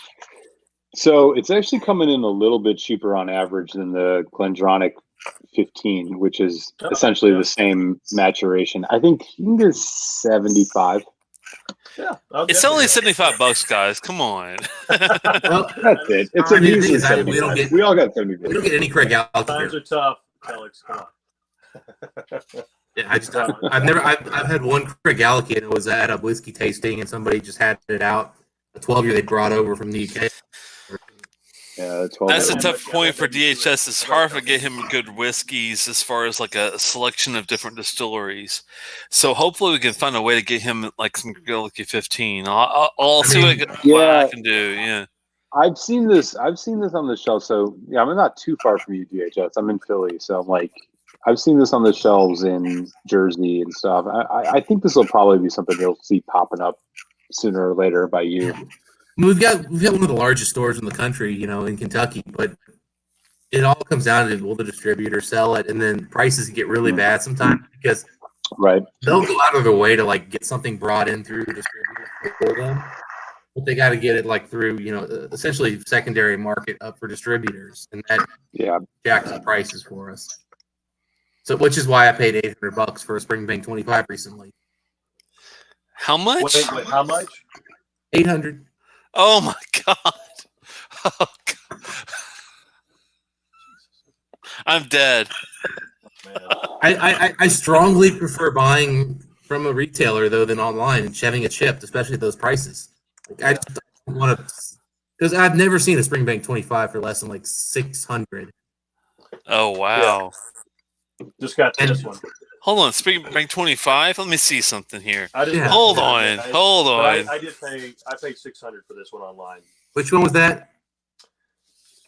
Which year? This could be the 2019. I think this might be 20. It's 2019. Yeah. Okay. So the one I got was the 2019. I've heard less than positive stuff about from a few people.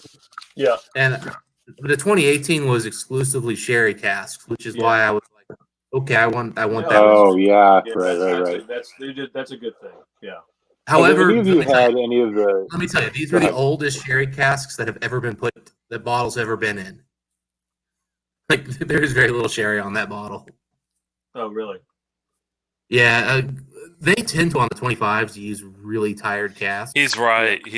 Yeah. And I mean really tired casks, because they're really trying to show off a little bit more of what it is. Yeah. Have any of you had? I don't know. This is the Springbank. What is it? The 11. The like 11 single cask. It's Marsala. I've only seen it in a few places, but there's like an 11-year-old single cask Marsala that's, I don't know, it's in that like 120, 130 range. Have any of you guys tried that one? I haven't had that one. Because Marsala seems like a weird mix for Springbank, but I've been hesitant to grab it, but Marsala is usually an Amontillado type of like a marzipan kind of, feel to it. That's a good question. I'm trying to think of a Springbank Marsala. That'd be interesting. Steven, was that a UK bottling or a US bottling of the 25 that you did? That's a US. Okay, that's a really good price at $600. Then that's awesome. Well, it wasn't. It's from somebody. So okay. Yeah. I was gonna say, I got the 2015 for $625, and that was a pretty good sale, I thought. Yeah, I jumped on Okay. this one. Just it's for Springbank 25. It's too cheap to pass. They don't have 25 even local here. I'd have to special order it. So if you can find 25 Springbank anywhere, it's an awesome price, I'd say. Yeah, You see it cheapest I'm everywhere. seeing Sold is out. $700. $750, $800. Like they only make 1,200 bottles of the new ones. I know. Then the first one I bought, they only made 900 bottles of it. So Wow. They don't make many of them. yeah, and then I think the 21s these days we're sitting at like 3,700 bottles, which isn't a lot.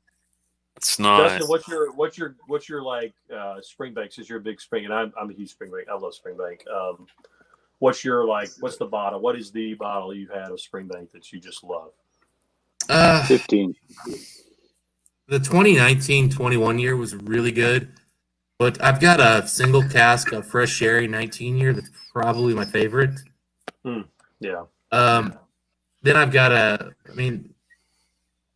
also got an 18 year port finish that was pretty impressive. Ooh, Single nice. cask. My favorite is a 19-year port cast finish back there.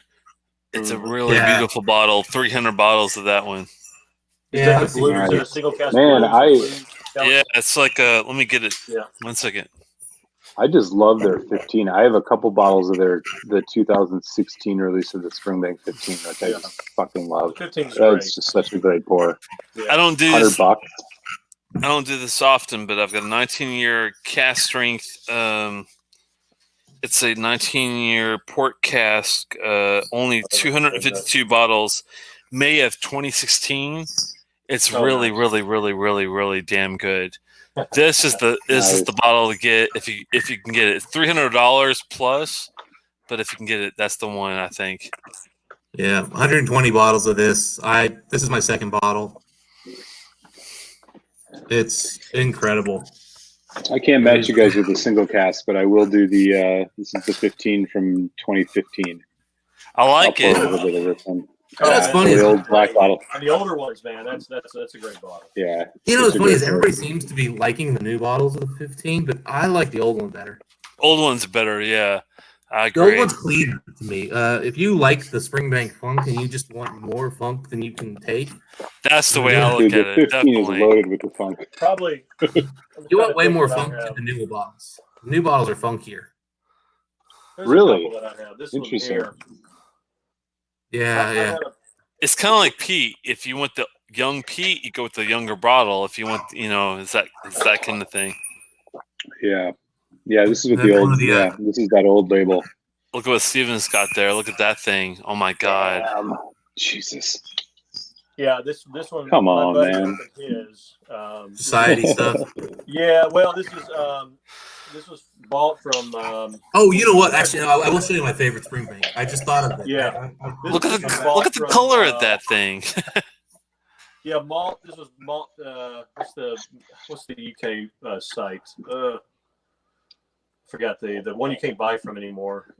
Look at the color of that, Steven. My God, look at the color of that. What? Which one? Yours? Which one? The one you got right there. Oh, yeah, it's dark. Yeah, it's first fill sherry. This is one of 100 bottles from. This is for Bleeding Heart Restaurants in the UK, and that's unopened. Yeah, this one. My buddy opened his. This one is unopened. It's a special bottle. Oh my God! 25-year-old. Yeah, I have to bow at that. Malt. Is it what's the malt? Malt. What's the website? Telex, you gotta help me out. What's the website? Which one? It's the one that they stopped sending to the U.S. in 2018. Master Malt. Yeah. So that's the one.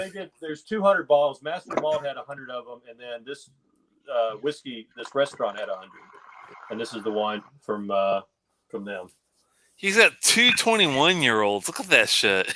I know. So, I don't have any 21-year-olds. Those are awesome. Which year? These are the new bottlings of the 21.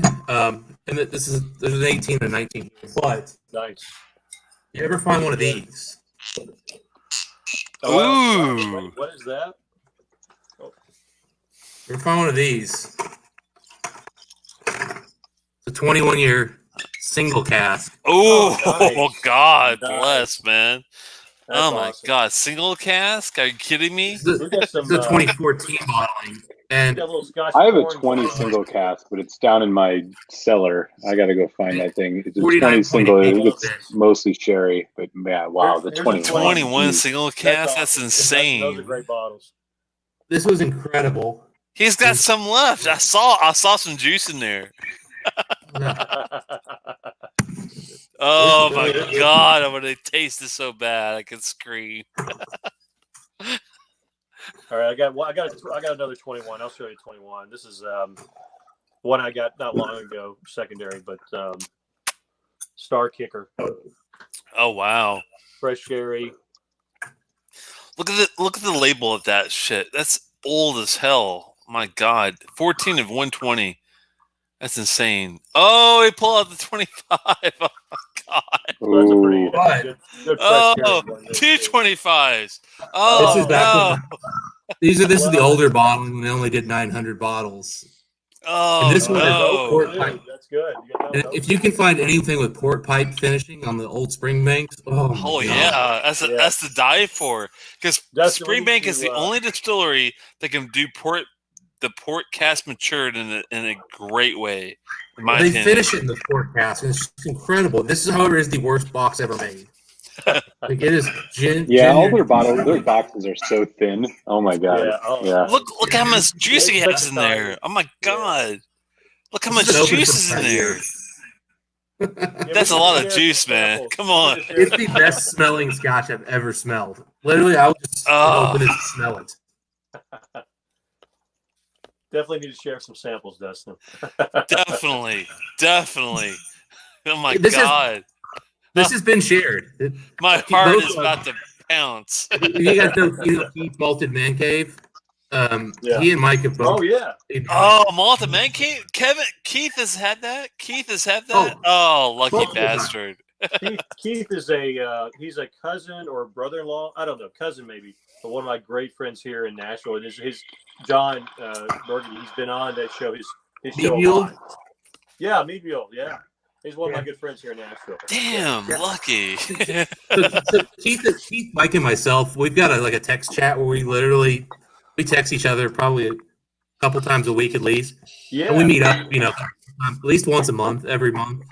Yeah. No. So there's very little whiskey we haven't shared. Yeah. Yeah, he's got great. But I mean, I've got like 3 different single casks like this. Oh man. They're buried, and they're all good, but that fresh sherry. Yeah. Have you? You know what? This one was surprising. This is so funny. I love this one when I opened it. He's going deep. No, nothing big, but it's still very good. I would but the 8-year. Have you had the 8-year? Oh wow, nice. I've seen it. See, you're bringing out shit that I would even thought of bringing out. That's awesome shit. I've never seen an eight single cask year. Yeah, That's Yeah. crazy. Oh, that's actually cask strength. So here's what's 56.3, dude. weird. My We'll god. drink a water bottle out. I gotta show you this. First time I opened one of these, it was one of the best things. I mean, it was incredible. It was like, Alex is gonna cream his I'm fucking gonna trousers cream my over here. pants, dude. yeah. But then you know what? The second time I tried it, We all got to get together. it just fell flat for some Whiskey reason. I fest. don't understand. Like when the first cracked, it was like incredible, and then went back to it a few weeks later, and it wasn't that good. It must have been my palate that night because this was really really excellent. The caramel notes, just the sherry, Oloroso sherry note. It just because it's first. You haven't even got past the damn net pour yet, for God's sakes. No, this is a new one. This hasn't been opened. The other one's gone. Oh. And I also gave samples away. Telex, I gave samples away of it. Yeah.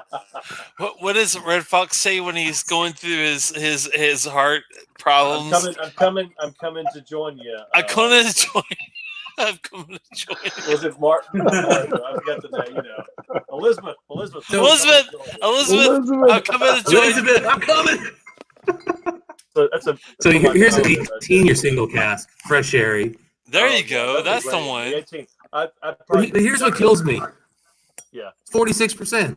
Oh wait, That's I said crazy. 19 fresh, the sherry that was cast string. Yeah, that 46. Oh, jeez. Yeah. That's insane. This one was cast strength. This is 19-year fresh sherry. Yeah, that might be the one I've had before. Yeah. What is that? Hold on, DHS, Dustin. What was that? You just give me that again. Sorry.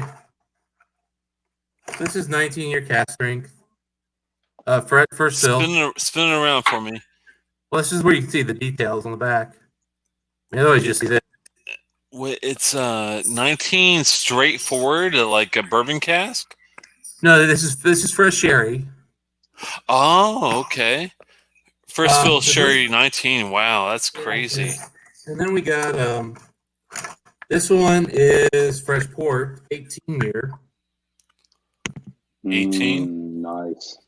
Look at that color, man. They don't color any of their shit either. No, that's It's the same. They do their shit right.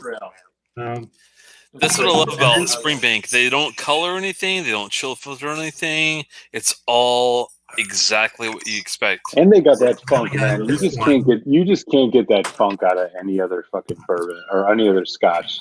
Maybe refill bourbon or Glen Scotia, but you really get that funkiness out of the Springbank. That's what I love about the 15 so much, man. You just get that Dunnage warehouse funk, man. It's like nothing else. It's true. And then this one we've got this is rum. Wow. What year is that? This is a 19-year. It is fresh rum. This is like wet cask, 149 bottles. Do you like that one? I like all of them. The rum and the bourbon are a little less exciting than the port and the sherry. Now here's a good question for you, DHS. Did you like the new 15 run that I did recently, the 15-year rum cask? What do you think about that one? So I went back and forth on that one. I've got that on the fridge. The nose for me on that one is really mediocre. There's just I can't smell anything on it. However, and then the taste is good but not impressive. And then the finish is kicked your ass, didn't it? The finish is incredible. Yes. And it was like a 1.5, 2-star whiskey. And I was literally like, why did I buy this? And then the finish came and I went, oh, okay. Yeah. Like, okay, that's why I bought this. This is incredible. Revisit that one. I think you'll like it more in time too. What do you got there, Steven? Do what? What do you got there, Steven? This is another good one. Underrated. Sherry ex Olorosa sherry. Atma. Oh, interesting. Emirate, yeah. Indian story. It's, Indian whiskey. Ex Olorosa. Look at that color. Nice and dark. That Emirate's gorgeous. Unfiltered, not chill filtered, and also not colored. So it's good stuff. One of 210 bottles. This is a special release that was released in the States. Not cheap, but a very good modeling. Do you like them better than Cavalan, or do you think of them as equivalent? It's different. I mean, it's just different. I think they equivalent. Yeah. Would you say equivalent? Honestly, I think Emirate's got better malt. I think Cavalan's got better casks. Yeah, they do. But you can find. I've had some incredibly good Emirate that's, and including some peated one. I mean, I've got this Atma. They've released these every year now. Wow. Barley, Isla Peat. They have it shipped over to India. And this is. Have you had the Angel Share yet? I have 2 bottles of this, and I'll drink both of them. It's how do you pronounce that, Stephen? What is that pronounced as? Atma. Atma. Okay. I haven't heard of that one. I'll have to keep an eye on that one. Yeah, it's just peated. Yeah, seriously. Damn. Have you had? I've heard good things about those Emirates like that. Yeah. Yeah, it's very good. They're not cheap, but I think it's quality, and so it's I think Cavalan is probably overall they're all about the cast. I mean they're both have to be. Emirate's the same way because of their climate, right? They have to be about the cast because they take on so much of the character of the cast because they're like Angel Share is like crazy, isn't it? Yeah. So, but I feel like Emirates, they do a better job with the malt. Like their younger stuff that's not as like cask influenced, I think it's better whiskey. Yeah. I like it. Like, Yeah. An Armored Fusion versus know, like a Cobblepot bourbon Some cast. of this stuff, I'll like take the the Fusion. Spectrum, the Emerald, I will say, Man, it's back to super high end. yeah, like this is the original Spectrum, which Shit. is this is crazy bottle to get now, but this one used 5 different casks. Used Ex Olorosa, New French Oak, New American Oak, New Spanish Oak, and XPX. Damn, dude, that's the way to do it right there. That's a spectrum. That's true spectrum. Yeah, and then the other one that I have opened before. This is the one that's 4. It's the more that's kind of the second edition Spectrum. Look at that shit. That's insane. Man, so that age, God. Have you had any of their age dated stuff? I mean, all of it you can figure out the date. There's nothing I have not had. No. They've got a series that actually have like age statements on them. Yeah, no, I have not had any of their age date. I've got the one with the single cast, but nothing that has age on it. I mean, all this is kind of, you can tell the age, but not the age is not printed on it. Yeah. So I had like I got to try one of the whatever the cheapest age dated one they do, which is still like a $400 bottle. I had that at a tasting. You're talking about the Greedy Angels. Yes, I've had that. Yes. I'm sorry. The entry level. Yeah. Locally, they've got one of the older ones. Yeah. For $800. All right, gents, I got to sign off. All right, Mal. Great Thanks for chatting with coming y'all. by, man. I appreciate it very much. You're invited get ready for work. anytime you want to, man. Yeah, for sure, man. Let's pick it up. Good chatting with you guys. I'll check you later. Well, music, good talk to you, man. Yeah, the Greedy Angels, Dustin. I've had a few of those, and I think they're a little overpriced. I've had a couple of really old ones that are really good. One was peated sherry. Oh, so you had the old one. Yeah, 12-year-old. Yeah. Yeah. That's the first. Good. It was a little over $1,000. I didn't want to buy it, so that's. There you that's go. One that came with that's the one that came with a sample of the cast strength version, which was like 70%. Yeah. You got 1 ounce of like cast strength version of it, then you got the rest. But I've had, I've got a decent amount of the Emirates. I've got. Oh wow! So look at the color on this one. That's insane. That's a nice one. Which one is that? So this is a 21 year. Now, look at the color on this one. Oh wow! That's a hell of a difference there. What is that? So that's the 2019 is the dark one, and the 2018 is the lighter one. Oh wow! That's insane. That was night and day dark too. That was crazy. Yeah. So the 2018 they used bourbon and rum, and the 2019 it's a sherry and bourbon that they then finish in a. Oh man! And I need to find another 2019, and I regret not buying 2 when I bought it. Sherry is the way to go. with Springbank, when it gets older, finished in port pipe. If they finish in port pipe, it is. Oh wow! Unbelievably good. Yeah. That's what I agree with DHS on that one. I'll absolutely adore the port finish on Springbank's old stuff. And this isn't even that dark here, but yet it's got the port pipe finish. That's pretty dark, dude. That's pretty good. That's a natural dark. That's natural dark right there. Yeah. Well, it just does magic. I mean, Springbank had gone to these better. That's the thing you have to remember. That's natural dark. That's not fucking bitch dark. That's natural dark.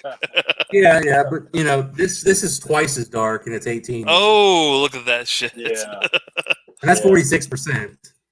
Yeah. That's insane. So I mean, and that's not even, we're not even talking like the actual port, which is just like pitch black to the point where you're like, what is that? Not hear you, man. Oh, and then to tell us, just because this is probably for the money back when you could get these. This is probably the best whiskey that was out there. Springbank 12, the cast strength, right? Just the old black label. I've got a few of those. Yeah, I've got a few. These are just. In fact, I'm going to pour some because. Yeah, man, no, I hear you, man. Pour it definitely. I'm going to pour me a little bit here, and that's the one. Those are like my go-to. That's just a great dram. Yeah, but I tell you, I wish I could still buy these. I would buy a lot more. I see them sometimes when I go. I mean, when I travel, and I'll see them in like some little podunk city or something, and grab them. I grab them all. The cast strength 12 Springbank is no joke. That's one of the best whiskeys I've ever had Period. Yeah, there's Even a for place, $100, $110, it's really good.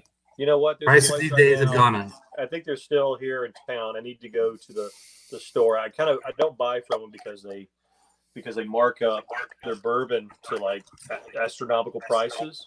You know, they have a museum there, so I don't really buy anything from them. I just I don't know.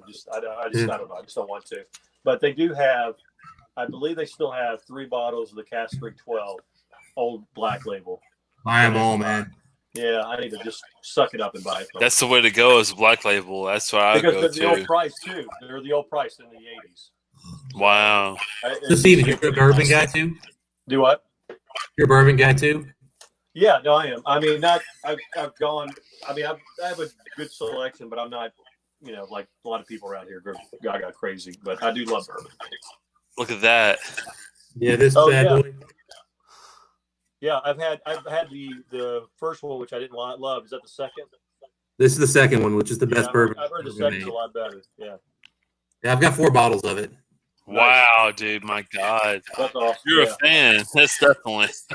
Well, at $2.50 a bottle as well. I've got 4. And I put in work to get those, let me tell you. That's unbelievable. You know, me, Dustin, right now with bourbon, I will have certain bottles. Like I will always have. I'm a big Booker's 25th anniversary. I've got a few of those. I got Booker's Rye. I love Booker's Rye. I know these are, I know. But I get less bottles, but the better bottles, right? So you just listed a $300, $400 bottle and a $1,200 bottle. Well, I didn't pay it. I didn't pay $1,200 for it though. It is now. I should probably sell them. Is what I should do. But the Booker's 25 was not I'm not a big fan of it. I bought one off a friend of mine for. I love the 25th anniversary. I just love it. It's not what I look for in bourbon. I like this and more. I like more refinement. I want it to be big and bold, because if I were refined, I want big and bold and refined. Yeah, but I want like a 25-year cask strength, independent bottling. Right, since you're, I'll show you a couple bourbons since you're a bourbon fan. Telex will have no idea about this, but you will. Hold on, I might know. I've got a question for you guys. Now, here's a serious question for you guys. Okay. Serious. My mom. This is important to me. Okay. Yeah. My mom wants to get a Four Roses I think it's a LDSB bottle or OESB of a certain bourbon that's a sugar daddy version. She's looking for that 16-year, 24. I forgot what the year is on it. But if you could find me any way to buy a Four Roses LESB OESB version that I can get for her, I would really appreciate it. Limited edition, yeah. Exactly. Okay, what year? The sugar daddy. She's looking for the sugar daddy version of it. If you can find that, let me know, and I would pay top dollar to get her that. It sounds like a $600 bottle. It sounds like it's probably a store pick with a sugar daddy label or something on it. Is that what it's called? It's called. No, it's not. It's not a label. It was the tasting notes on it. It was a person they had there who picked it, and they released a relatively small batch of them. It's pretty limited.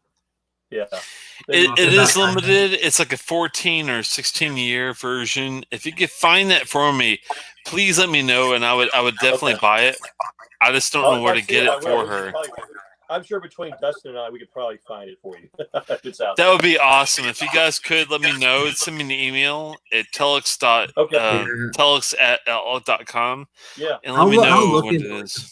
The market, but man, you start getting into those like really specific picks for, and they get really thin fast.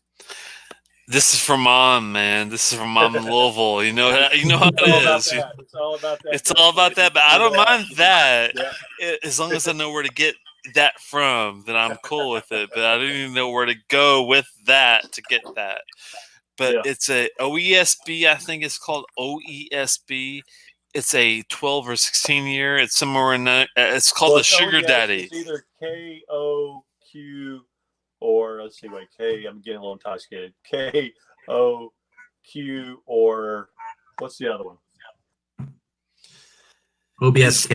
here. I mean, V. It's either V, it's yes. oh yes, yeah. It's one of those. Yeah. If you look for the Sugar Daddy, look for Sugar Daddy OESB Okay. 4 Roses. If you can find me that anywhere, I don't care how much it is, I will get that All for right. Mom. Nice. That's how much I feel good about it. Good. So just let me know where to get it, and I will pull the trigger. All right. now, I really appreciate it. All right. I'll So take a look. I'll show you a couple of bourbons. This is not a bourbon channel, but I will. There's a couple. This is A drinking channel. Oh wow, what do you got there? That is the first high-end bourbon ever released back in the late '90s. It's a Jim Beam product. Well, it's Jim Beam, but it's Oh it's lordy, 18-year-old Jim Beam, finished in cognac. Shoot, yeah. He is showing us the light. Yeah. Holy so and this is greatly balanced between the two too. And So look how much is still left in that bottle. Look how much is still there. There's still a lot of still there.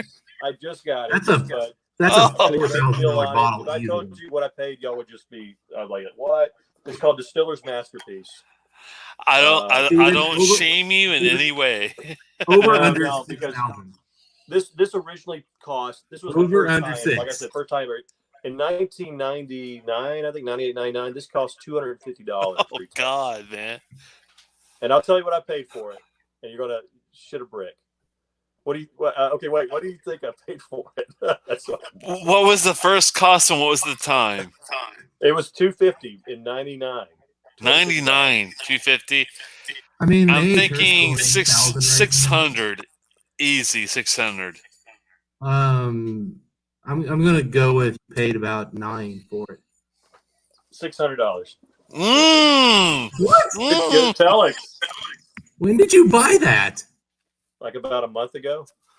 Oh, isn't that crazy shit there, man? Come on. I can't say how I got it, but 600 is a lot of fucking breaks, though.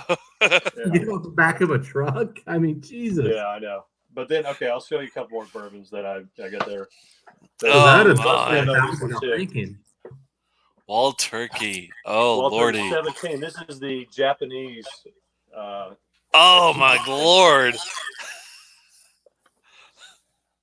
Holy shit, dude, that's crazy. This is from this is like this is from the early I think it was maybe late 90s, early 2000. It's not even a drink yet. Japanese only release back in then. So I got this too. I've had this for a long time. This has not been opened, but so that's the two. Then I've got one other one. It's insane, Steve. I've sold almost every other high-end bourbon. I've had to buy my high-end scotch, but this one is this is a pretty good one here. This is look at the notes on that. My God, the Booker's. This is the Death bottle. Booker's Death bottle. Oh, that's an old one. Yeah, this was released for his passing back in 2004. Oh wow, man! You're pulling out the crazy shit. That's the crazy stuff right there. My whiskey's actually open. I know. But no. I totally.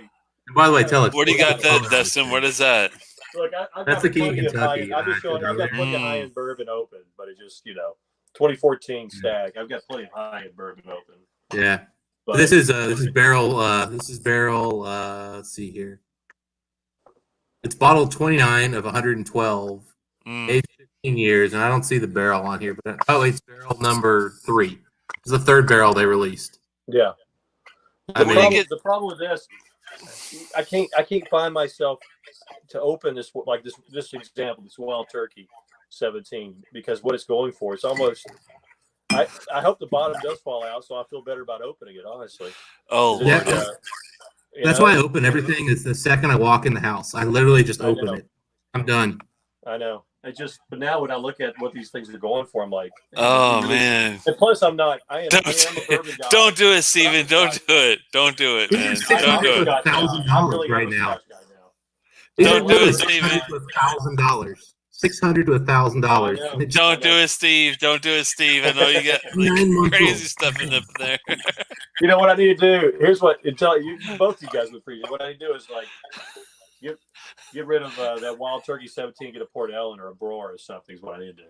Oh God! Don't kill us, man! Don't kill us! Don't kill us! Steven is the man. DHS is Dustin. If you don't know Steven is the god. He's gonna pull up some crazy shit here in a second. It's crazy. Yeah. There's actually some Port Ellen near me that's actually at a really good price. I wish I had the money. Oh, what now? What'd you say, Dustin? There's a Port Ellen 37 year here in Ohio for $1,500. Oh, dude! Which version is it? It's the 37 year. Well, they have a couple of different ones. Oh, it's probably God. the most recent release. He's gonna pull it out, dude. He's gonna pull it out. It's crazy shit. Don't go there. Oh, he did it. That's a 17 year, or is that? No, 37, 17th release. Oh, God. Oh, I can't look at it. I can't look at it all melt like Dustin, Medusa. No, I'm serious. If it's this one, go buy it tomorrow because this is over 2,000. This is $2,500 bottle. Oh, God. Oh, no, so is this one. It's on clearance. It's been on clearance. And I'm talking, it's like 2,000 off. It was a $3,500 bottle here locally. Oh. But it is like 3 hours away.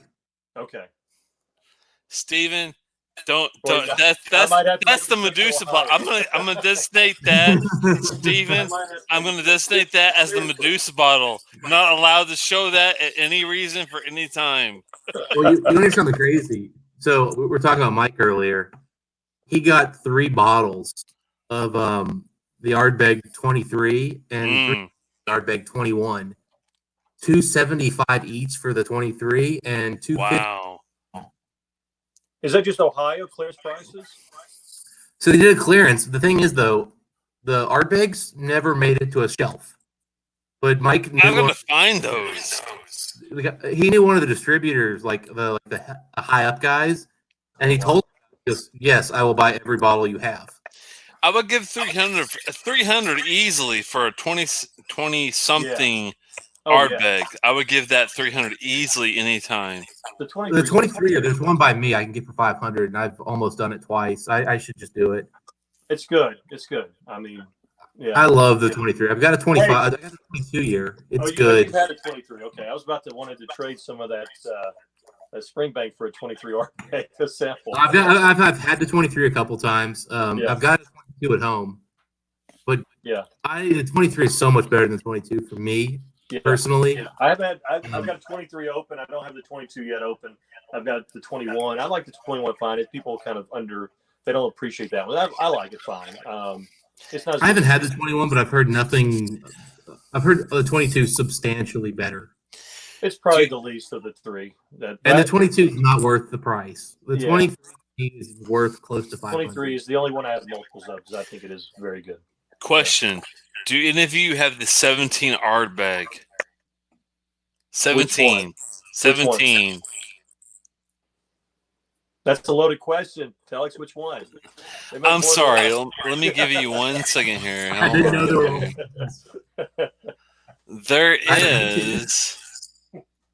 Hold on here. Are you talking about? You're talking about the. I think I know what you're talking about because it does say 17 on the front. It's just a 19. It says. Which one is that? Let's see. I know what you're talking about. You probably don't, but that's okay. I'm gonna give you the possibility. It's ex-bourbon barrels.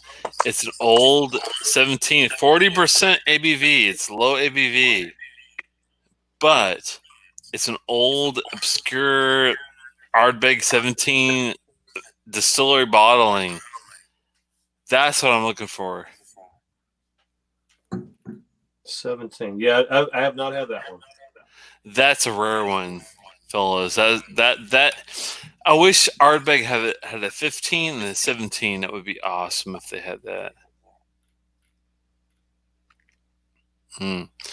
97. Oh, the reviews in the old 17 from Ardbeg are outstanding. Does anyone have an Ardbeg 17 offering? Yeah, I have to check that one out. I've got the only 17. I've got this one, which I believe this is 17, not the 18. And you had look. I think I sent you a sample of this. Did I, Telex? 1990. The Arena based. Oh, Yeah. you're killing me, man. I love it. I've had I it thought I sent you a before. sample of this. Did I send you a sample of this?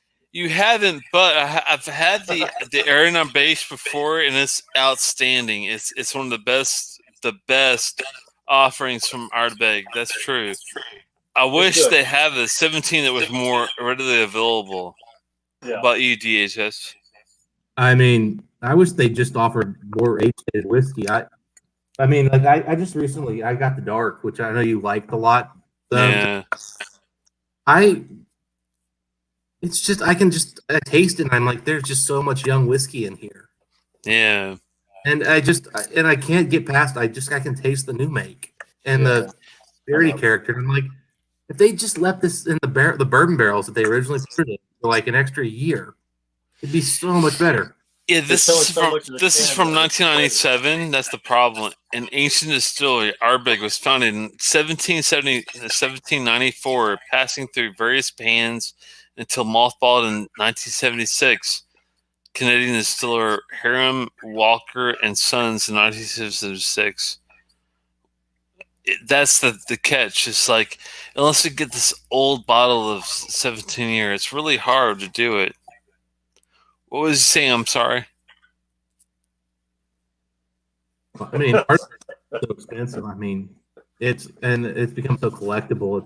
It's hard to justify spending money. Yeah. I mean, the only distillery worse is Macallan. Well, okay, ignoring Dalmore, which I have no interest in ever buying any of their whiskey. I hear you there. I got to try. I have not had a chance to try a lot of the single cask Ardbegs, right? The ones that go for just insane amount of money, $3, $4, $5 grand, some even higher. But when I was at the distillery, I did get to try a first fill Oloroso sherry. I think it was 14 year in a tasting, and it was incredible.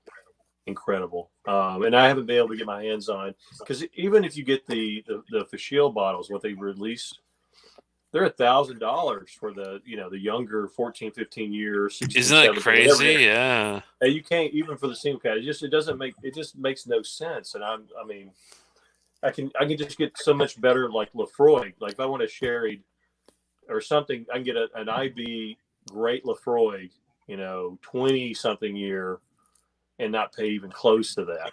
So it's tough to. I love Ardbeg, but you're right, man. I wish I could get better older stuff. Well, I think Cadenhead this year, like the 26-year Cadenhead, they put out for almost $1,000, and you had to be in line to get. Yeah. No one got those bottles. I know. Unless you had to know somebody. Yeah, I mean, I don't know. I guess my oldest one right now is the 23, and it's good. I would love to get some of the single cast though. Well, 25 is coming out this year. Do what? There's going to be a 25 this year. Oh, really? I didn't know that. Oh, wow, that's awesome. Yeah. Okay. The 20-something will be a 25-year. Oh, great. I guess still. I don't know what kind of cast. 46 point something, probably. I'm sure. Yeah. Yep. God. I've got a question for you guys. What's your favorite region? Like Isla versus Campbelltown. What is your favorite region? DHS and Steven, go ahead. I'll let Steven go. Well, I mean, Iowa. It's Iowa. Just no doubt about it. Yeah. So. I mean, I have a hard time considering Campbelltown a region, given it's really like two distilleries. Yeah. I'd have to go Isla. Campbelltown, though, I mean, I might like more, but again, there's not enough whiskey and different whiskeys being made there. It's really just two different groups taking it. I've got a question for what do you think about Glen Scotia? Are you a fan of Glen Scotia at all, or? So I've not had a lot of their stuff. I've had the 15-year, which is really cheap around here, and so I'll buy a bottle of that every time I run out. But you like it, don't you? Oh, I really enjoy that one. I've got Glen Scotia, the Victoriana. Have you ever tried the 18? I haven't bought the 18 yet, and I mean, please try it because it's a good bourbon cast whiskey. I think you'll like it.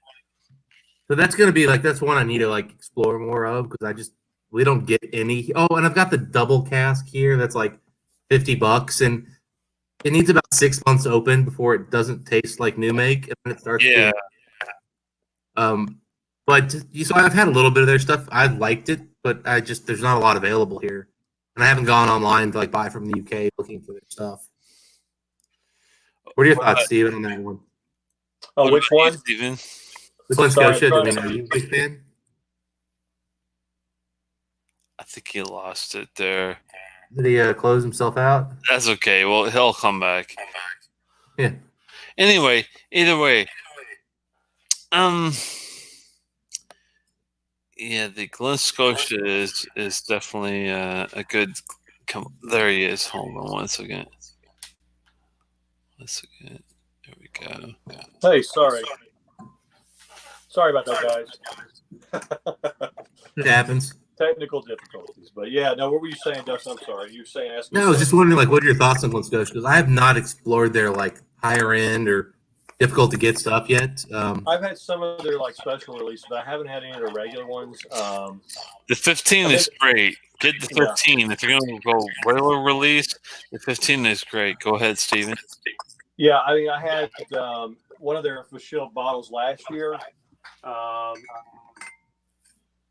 The Victoriana is pretty good too. Victoriana is pretty good too. Go ahead, Steven. Yeah, this one here, this was pretty good. I like it. Just tried a little bit of it, but it's cast strength. I just I gravitate toward I try to get something a little higher ABV, and it was good. I mean, it's very very quality dram. I mean, but nothing. It didn't like blow my socks away. But it's a different kind of finish, so it's kind of a weird finish. It's a rum finish, Okay. which I'm not always a big fan of rum finish, Scotch. I agree. I've had a few that I like, but not. I've had a lot that I haven't liked. So,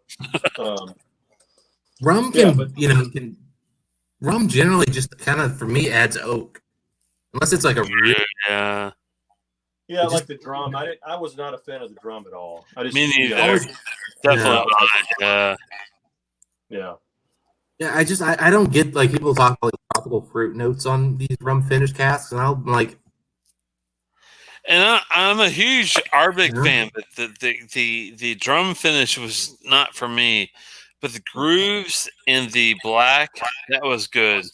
Go ahead. Yeah, I like the grooves. I did like the grooves. I like the Dark Cove committee release. Yeah. I like the Supernova release. Oh yeah. I mean, the Galileo was good. The alligators. Oh yeah. I need. That's the only one I haven't had is the Galileo and the one more. But it's the only two I'm missing from the Ardbeg finishes. Yeah. I've had the Galileo. It's pretty good. It's I think the alligators were better. I've had. You said the alligator, man. The alligator and the Galileo are the only two I'm missing. Yeah, that's the. Oh, you're killing me! Oh my god! No, this is my second one. I love the alligator. I haven't opened again. Bessie, I'm coming to see you. You guys I'm come down, man. Come down. We'll open some bottles. Seriously, there's nothing. I mean, alligator, man. My God. I can only drink so much. I'm not I drink, but I'm not like doing it every night. So I need to share it with friends anyway. So get down here. We'll open some stuff up. I'll go wherever you want. I couldn't dent your collection or my collection. Hell, I drink every night, and my collection just kind of sits here. I'm like, I know. It's just not even moving. I know it takes. Man, it really. I think I have enough to last me at least one full lifetime. So I need to start drinking. I'd have to drink till I'm fall down drunk every night to I'm ready. I just like I keep like a couple like lower end bourbons around in case I do get drunk and I want to just keep drinking. Yeah. And honestly, those last a while as it is. Right. But good God, I'd have to just go crazy to like start really denting my collection. that reminds me of a time. I don't know if you remember a few years back when old Granddad 114. They said they said they were going to stop making it. I heard that. And I'm always for a cheap bourbon. That's kind of like my go-to. So I ended up going and buying like 10 bottles of it, and I still have like 9 bottles sitting right here. Oh my God! 14. Oh man! So if they ever stop making it, at least I have it. But that'd be a tough one to just like crush because that's not a. Oh, it's yeah. So I actually picked one of those up recently, and I bought like a couple like cheaper bourbons to like mix. And I just wanted to like find what's the best like bourbon and Coke for me. Yeah. And I drank a little too much of that 114 that night. I know the feeling. I know the feeling. Like I think come Sunday morning, I was sitting there going, "Oh my God, what did I do?" And I went looking, and the 114 got hit pretty hard. I also got like the Woodford Wheat, which I don't know if you've had that. I have not had that. Yeah, that's 100% wheat, right?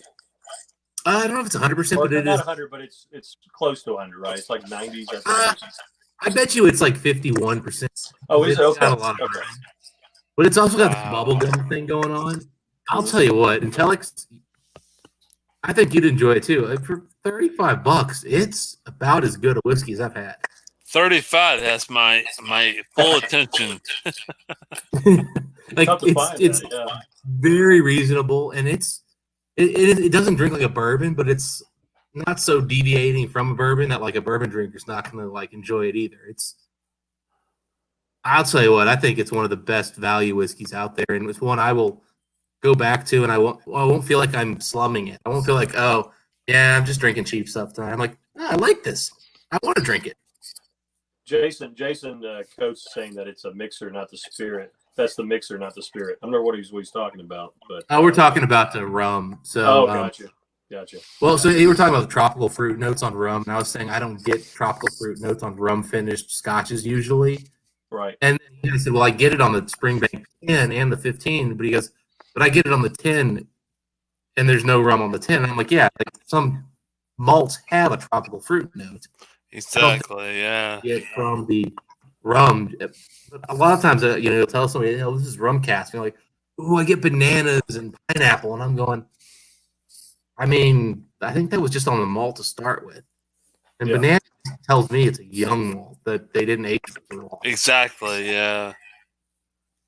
That's true. So I'm just like, okay. Catching up with the comments here. Yeah.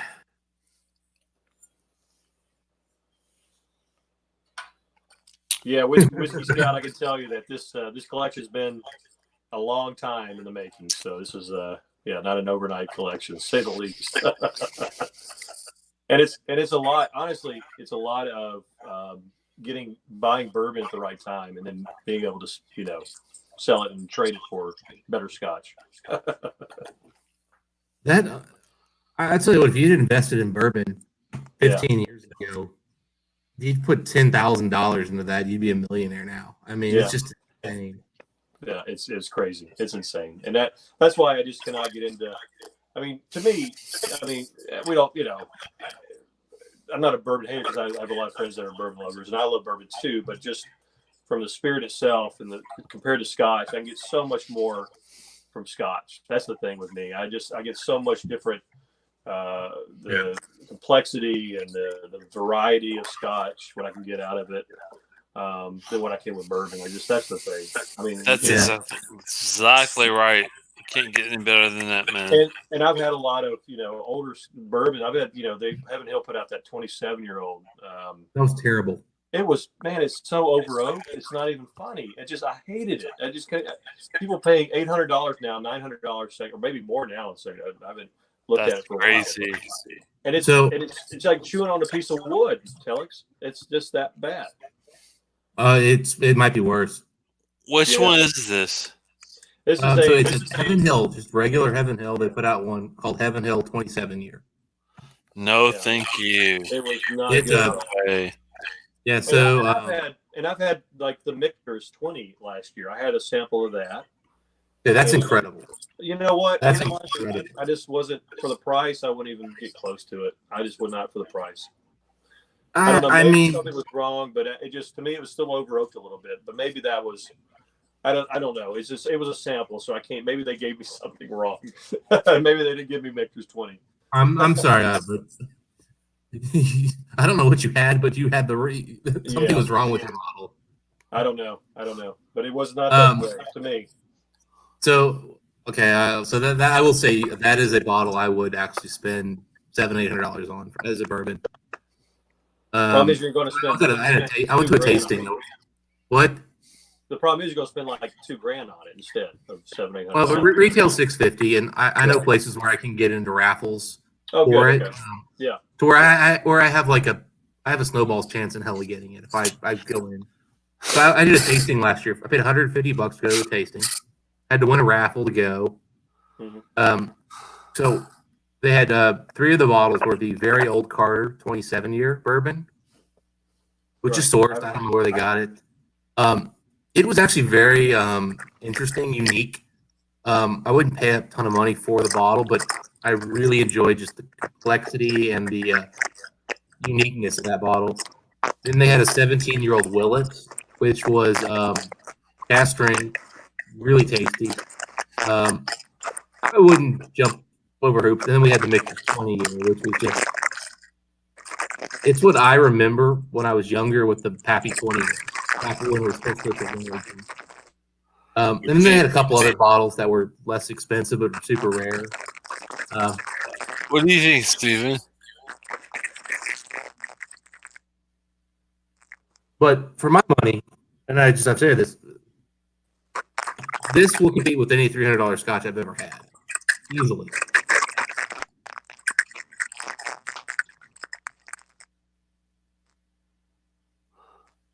I absolutely adore that bottle.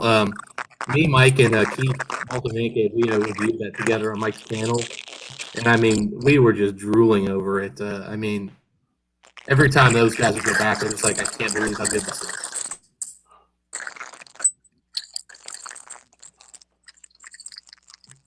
Are you typing over there, Telex? No, I'm waiting for Steven there. Okay, maybe he's making noise. Okay, I can't hear him.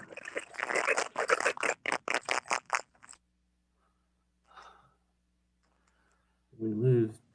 Yes, you still hear me? What do you think, Steve?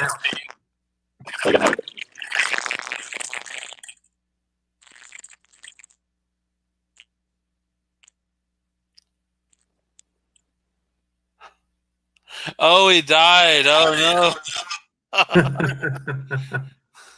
Is he using is he on a cell phone, you think, or? I don't know, but it's okay. No, I appreciate it, man. I appreciate it. Oh, man. Oh, that's unbelievable. This Springbank 12 is standing up with everything else I've had tonight. These, Caden heads and whatnot. This is just. I can imagine. And the funny thing is, every time I go back to it, I'm like, wait, what is this again? It's the cast strength, man. Well, and this is the old one with like the higher sherry content. So like the new ones, I smell more Springbank. This has got so much more sherry that I'm just like, I don't know what this is. And then I'm like, that's what it is. It's beautiful. And then I'm like, oh no, there's that salt. And then I'm like, oh, that there's like a barbecue. Oh, that's a Springbank barbecue. There it is. Oh, love this whiskey. Not here, man. I wish we could get a case of this stuff. I wish. That'd be nice. Oh. Well, thanks a lot, everybody. I have to sign off because I have to work tomorrow, unfortunately. But yeah. Makes 2 of us. All right, night, guys. I did not